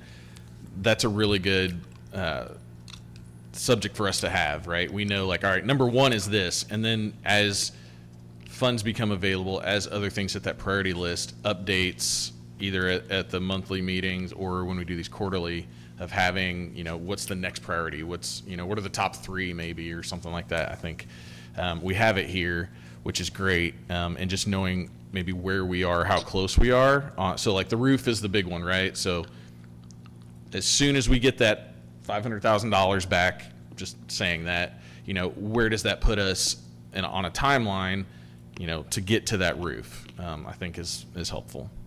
Absolutely. It also helps having the tangibility to it. It's not just numbers, it's products, this is how much this, so I really do appreciate the layout too, so thank you. Okay. And I was just going to ask, when does the facilities plan due again? Is it 4 years, I believe? 4 years. I think it's 4 years, so we did it, Last year, right? yeah, Yeah. well, it actually was finalized in 24, so it should be 28 Yeah. when it's due again. And can we just get updated enrollment numbers, since it's not going to be due again for 4 more years? Like, at the very top, it's got the 2023 student enrollment capacity. Would it be possible when we have that discussion in the fall about our ADA and all of that, or sometime before then, if we could just get updated numbers as to the students at each school? I know the capacity won't change, but just the number of students. Absolutely. Thank you. I think, no, that's a really good point you bring up, because with all the development and everything, and I know we're not going to get into all that, but I know that's been a question that a lot of people have had with all the development and growth in Woodford County, especially with our elementary schools. Where are we at capacity at our elementary schools and the anticipated growth? What could that mean? So I'm glad you brought that up, Ms. Springate. Any other questions about the facilities? Well, one topic that Mr. Brickler wanted to ask me to talk about was the potential community stadium football returf. Do we still want to discuss that? Sure. So, Yeah, it's not that I don't want to discuss it. I Yep. just really think we should be careful because the agenda, anybody looking at the agenda should know that we're talking about the turf. And I don't think they can looking at this. And then also that we're talking about the facilities plan. Not sure they can. Talking about selling property. Not sure they can. I just don't want us to get in trouble for having items discussed that are not on the special agenda meeting agenda. I don't know. I'm just going to say it again. Yeah, and that's then why I just will- asked for numbers for these things. We're not discussing exactly what to do here and there. This was more just to get financial information that we can use for future decision making. So, the reason for the turf is because it is up for, pretty soon needing redone too, and so there have been some estimates. And as we, our school district is the primary user of that facility. We want to make sure that it's safe. We want to make sure that it's usable for the students and the athletes. And so I think there were some estimates there that just good to know. yeah, I've done several turf fields now between the two districts that I've worked for, and so I feel like I have a pretty good understanding of what's involved there. I spoke to one very, very reputable company that I've used before and just kind of explained the situation. And based on today's numbers, it would probably be between $500,000 and $600,000 to returf that stadium and put a proper shock pad and do all the things that Right. would make it a top tier high school athletic turf. Yeah. So. And it's about 13 years old now, I think. And so they do have a lifespan, and, obviously safety is a concern and making sure that it's done. So I just wanted to, again, since we're talking about finance and budget, just to also have that out there with that cost. Can I ask a follow-up question that is not related to that, but it kind of is? How much money do we pay our parks and recs to have access to like community stadium and the areas that are baseball fields that we have moved from our school's property out there? Because we have a partnership with them, and I've always been confused, and I want to ask this question about how much money the district pays to Parks and Recs to Parks and Rec to allow for use of that. And I know it's reciprocal. They use our gyms and that sort of thing too. So it's a partnership. I'm not trying to say move away from that community partnership or anything of that capacity. I'm just curious about the amount of money that we are paying to be able to use those, to access those buildings and like the turf field and the baseball field and the crib and all the things that we use over there. I'll look it up to be certain. I'm thinking it's around $30,000 annually, if I'm not mistaken, for those facilities. So, And they don't pay us anything to use like our gyms, like for the basketball league, for example, to have access to those. We don't, how we rent out the gym? Yeah. They're not paying us. We're donating that to community use, correct? I think that's correct, yes. Okay. It might be interesting, KT, like if we were to get copies of the contracts, because there are different contracts with different, like baseball's different than football, and like there are different contracts with the different usages that we do. So it might be useful just to have a copy of the contracts. And then also, I know at some point there have been agreements like where, things were split. So I don't know if it was 13 years ago, 10 years ago, I don't know. But, at some point there is like work put in, so we might have paid for, half of a field or 1/3 of a field or all of a field or whatever the case may be for some different facilities that don't belong to us, that are owned out there. So it might be good to have that too, just so you Yes. can have Yeah, a good idea just have an about, idea. yeah, kind of like, it's not just the contract, but it's the other, expenditures made, and then just kind of have a holistic picture of all of that for the different Well, ones. and the reason why I was asking is because I know that there's, as a sports parent myself, I know that there's different groups that use that. For example, WISA uses the turf field quite often. And so, and I kind of know how that works. So I was just curious as to if this is something we would And I don't want to get too far into it, to Sure. Ms. Springgate's point, but I do think that cost is a consideration, right? And the multiple uses and how maybe that might be something that cost sharing because of use sharing may be something that we need to look into instead of thinking about a full number to foot the bill, all of that, so. Well, and since the ship has already sailed, I will just say I was involved with WISA, and so other organizations also shared in the costs of the initial costs anyway of some of those facilities, turf fields, that kind of thing. So really, it would be good to have like all of that kind of history and information, just so we can get a big picture. We can get more information from the county. Yes, yeah. Absolutely. And I think, Well, you're also talking about other uses. So yeah, that's a good breakdown. I think there might be some plans for additional facilities to be used by the youth sports that would not be in community stadium. So we might be like the primary users of it completely, or 99% of it. So that's something to keep in mind when we get to that discussion. Well, and I think it's important to engage those community partners because I'm not sure that that's necessarily what everybody's mindset is. But I will say that I do think those community partnerships are beneficial. I know, like, for example, WISA, the high school kids also practice at WISA. It is a reciprocal thing. It benefits all. But I just wonder, I think we need to look close at it. Absolutely. As we consider things like a roof, for example. So Can I ask, I'm not saying that doesn't need to happen. can I ask a quick question about the turf? So with this information, is there an ask on the horizon that is this something that we need to be mindful of when we're budgeting for FY26, or is this just informational only? Like, is there an ask coming to us for $500,000 or $600,000 to do the turf? I will say conversations about returfing that field have been going on for quite a while. And I would definitely say in the next couple of years, it probably needs to be done. So it's something that's why I wanted to put it on here, because I do think we need to be mindful of it within the next, and maybe not this budget, but probably pretty soon. And then just to be clear, this is not something that could be added to our district facilities plan. It wouldn't qualify, wouldn't meet the, okay, I just wanted to check. That's correct. Thank you. All right. So the last thing I have, I was asked we wanted to have a discussion about the CEP program again. So, obviously we tried a district-wide CEP program last year with the schools, just because of our reimbursement rate. And the reimbursement rate, I had some conversation with Director Choir, and she educated me about the reimbursement rate, and because that's based on income levels, and because our income levels were at a certain level, we didn't receive the full reimbursement rate across the district.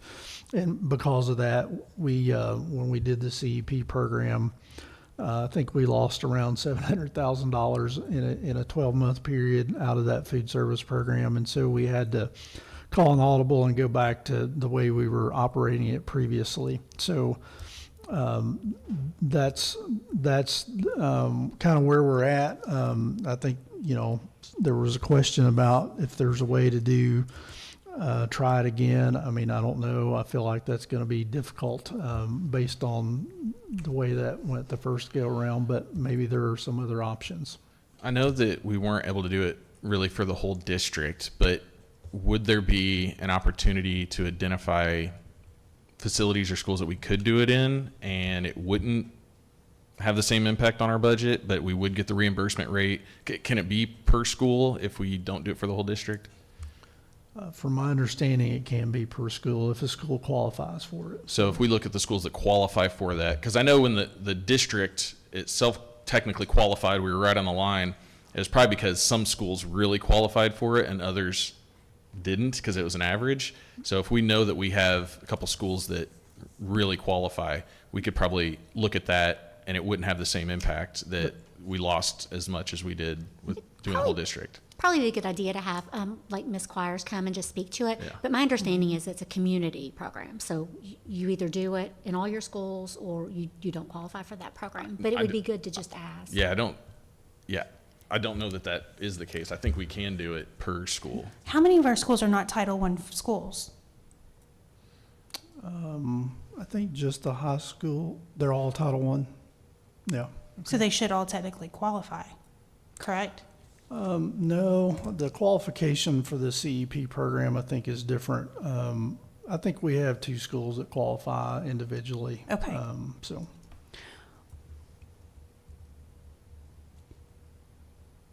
I had a thought, now I've lost it. It'll come back. But I agree with Ms. Springate. We can have Ms. Squires come in and maybe give us some more detailed, and if, I mean, we've kind of learned that we can't do it for the entire district, but if there's an opportunity to use it strategically where it can be very beneficial for students in those schools that qualify, I think that's definitely something we should look at. I agree. I remember my thought. Going back to the turf field, and this is something that when I was more involved with WISA that I looked into myself, there is and it might have more weight coming from a school system versus a small soccer program. But there is programs through the NFL that will re-turf fields. They'll donate their old turf. We looked into any kind of capacities related to that? This is the very this is just the beginning of the conversation, so. Well, I'm just thinking there might be some workarounds where we don't have to pay for everything if there's somebody that would be willing to write the grant. I feel like there's other ways that maybe we can tap into that and still get what we're searching for Yeah. and effectively spend money. I'm all about that. Yeah. That's a great idea. Thank you. Thank you. okay, so that's all I have. Thank you. I know we've been here for a while. Thank you for preparing all that information. It was really, really helpful. Glad we took the opportunity to dig into this together. Does anybody I just have have any? a couple of quick questions. Did we buy buses last year? Last year, no, I don't think we did. Buses are basically on a 2-year wait list right now, so we just got 3 in the last 3 months. I know we didn't buy any in FY25. I can't remember. They were order FY24? Okay, so we did order them in FY24, which is last year. We did not buy any in FY20. Sorry? They came in that we, Yeah, 3. Yeah, Yeah. they're almost 2 years, year and a half behind, so. And what fiscal year budget did that expense come out of, and about how much was it? Well, a bus is in the neighborhood of $165,000. We bought some out of the last little bit of ESSER money that we had. I can't remember if those 3 would have been bought out of the ESSER money or if they came out of the general fund. But typically they come out of the general fund, the transportation budget. So that was from fiscal year 24. 26? 24, yeah. 24. And then we don't think we did 25? We definitely have not purchased any in 25. Okay. And then what about our tech rotation? We used to have like a rotation where we knew like every year you were buying this X amount of dollars for tech.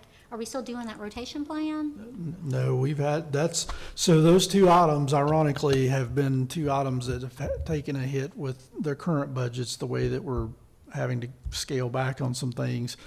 No buses, and we've not been able to do a full amount of Chromebook replacement that we were doing, in previous years. So It might be good just to kind of look at those plans, both of those plans, just so we can kind of have an idea, because if we're going to take a big hit, we're expecting it to be this, but it's really double or triple that because we haven't been doing it for the past couple of years. Are there any other like large item expenses like that we've not done in the past few years that might be kind of coming up on our horizon soon? not that I'm aware of. I had actually bus purchases and Chromebooks written down on my document, but I'm not aware of anything else. Okay, and then I would like for us to schedule the session to talk about raises and what that might look like and what that might cost and what other districts are doing this year, just so that we can kind of get, some kind of discussion in. Because I feel like we don't have the discussion, and then, the tax vote comes up, and we're like, well, we might spend that on raises. But then if we haven't had the discussion about how much it's going to cost, it's just a whole, I feel like it's a whole process. And the earlier we start having those conversations and just involving the community and being very transparent and open about what that may look like, the better. Because as we all know, when your assessments are increasing, the 4% is just not netting you, what you you would have to do, I guess, recallable if you did the actual 4%. So I don't know, just some discussions I think it would be good to go ahead and get in the books so that, the teachers in the community, everybody's aware that we're going to be having those conversations on this day. Well, and I'd like to also circle back to that, if we could look and see if there's any ways that we could, trim the fat, if you will, things that are not being used anymore, looking at that list and seeing what, of course, we know it's probably not going to equate to the same amount as the raise cost, but being able to know what we can maybe flex a little bit on versus raise taxes, I think that would be really beneficial to see that. This would be great. And I think that involves talking to the individual schools too. And like I said, what programs are you no longer using? What do you need? Where's the overlap? What are some ways that we could be more conscientious of how we're spending money, but still, of course, serve our students to the most capacity that we can? I feel like there's a happy medium. Are you thinking, Ms. Springate, before the May board meeting? Or are you thinking just sometime between now and September? I mean, I would ideally as soon as possible, and then ideally we would have that on kind of, in our back pocket, that we're going to be having these discussions throughout the year, that the board will be sitting down, setting priorities, looking at kind of the big picture, and kind of having these discussions just on a really, a basis. Every year we look at this, every year we look at this, every year we meet about this. And I do think that having that list, like Amy Smith created for us, that just goes through, here's the departmental budgets. I mean, here's what those look like. Here's the amount of SEEK dollars going to the schools, and we could look at that kind of separately. But the list I'm talking about is really just the budgeting for each kind of department, and kind of what that looks like, just so that we can have an idea. I mean, when we vote on things and when we approve things, it's good for us to know like what that looks like and what that really means in the big picture. So I feel like that would be super helpful. And we can't forget we're hiring 2 new SROs and how much that's going to cost us, including with benefits. And if we want to have another one, a third one come in, I just feel like we have a lot of things on the horizon. And if we could just kind of look at the big picture, again, I want to reiterate, I'm not talking about cutting anybody's jobs or necessarily, or taking away from our kids in any capacity, but I feel like we have to do more with less every year. And how can we most efficiently do that? Just like you would in your household budget, Well, let me just respond to that real quick. So the next board meeting is in 2 weeks, so I have to have the tentative budget prepared by then. And so we'll not before the next meeting. Yeah, I'll present the tentative budget based on where I will have it, based on the normal things. If there is any other kind of raise that's going to be given for FY26, that would have to be adopted prior to the June board meeting, because it all needs to be adopted before the fiscal year starts, or that becomes very, very problematic from a payroll standpoint. And so just from a timing standpoint, just be aware of that, the June board meeting, everything would have to be settled as to whatever it's going to be at that point. So does that give you enough time realistically to gather that information and see like even some of the bigger ticket items potentially, or? Well, I can tell you, I spend a lot of time in the budgets. Like I don't know what the big ticket items are that we're going to cut. I mean, And I don't know either. I'm defaulting to you to maybe guide on this a little bit. I'm glad to sit down and go through whatever with anybody as time would allow. But, I've really been pouring through these budgets, and not that there's things that couldn't be cut out, but I don't know, that spreadsheet I illustrated, we're going to, basically run a $2.2 million revenue shortfall. Like I can't find $2.2 million in that. Right. And so I don't know. And so again, I'm glad to do whatever, but I don't know. I really don't know how to approach that any differently than what, I go through these things, and several of us, Mr. Asher and Dr. Rayburn and several of us, as we go through and look at these, very, very fiduciary responsible, I feel like, based on what we're spending, needs-based budget sort of thing, that there's not a lot of fat, and I don't think it's there, just to be honest. So I think too, though, just from a board member's Yeah. perspective, those are things that we don't know. So like I asked for the credit card statements just because that's on our agenda every single month and we approve it, but we might not know what's on there. So I guess when, that's kind of what we're thinking of, you know, what are all of those expenses? Because you all are talking about it and that's great and I know that you are, but we don't always hear that. So I think that's at least where I'm coming from. Well, and it's also, you know, what we see like, you know, Amazon purchases, all these things, right? And I'm not saying to dive into, you know, I bought a $10 book from Amazon, so therefore I have to report it to the board. I'm not talking about that. But to piggyback that, you know, it's hard for us to tell what is and what isn't. And we're not trying to micromanage, I don't think, in any capacity, but we also know that teachers want raises and they need raises, and every district staff member needs that. We also know that we need specific services for our kids to make sure they're healthy and they get the things that they need. But I also remember, like, for example, thinking back to adjustments that we even made in our school budget for site-based, you know, like, okay, teachers are spending money because they know that money is going to go away. So how can we more effectively spend that money, or offer them those things? I also have teachers that are saying, hey, it's the end of the year and I don't have money to buy Kleenexes or, you know, bleach wipes for the school. It breaks my heart that teachers have to consider going into their own pocket to provide those things. So I just feel like there's got to be some sort of capacity to be able to take a closer look at planning for that in some way. I'm not in your shoes. I'm, you know, an elected official. I can tell you about mental health. I can't necessarily tell you about budgets to the capacity. Obviously you can. But I do wonder if there's got to be some sort of way to kind of have a more than just, you know, a bird's eye view, kind of honing into that middle ground and seeing where is it? What can we do? How can we be better stewards? Or how can we work this around maybe to find some money? I don't think we're going to find $2 million.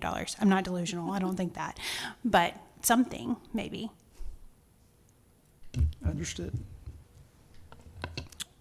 All right. Well, thank you again for presenting everything. This was extremely helpful. I'm glad we, again, took the opportunity to do this. Can I have a motion to adjourn? So moved. Motion by Ms. McCowan, second. All right. Go ahead and turn your mic on, say it. I second. All right. All those in favor? Aye. Any opposed? Motion passes 4-0. Thank you, everybody.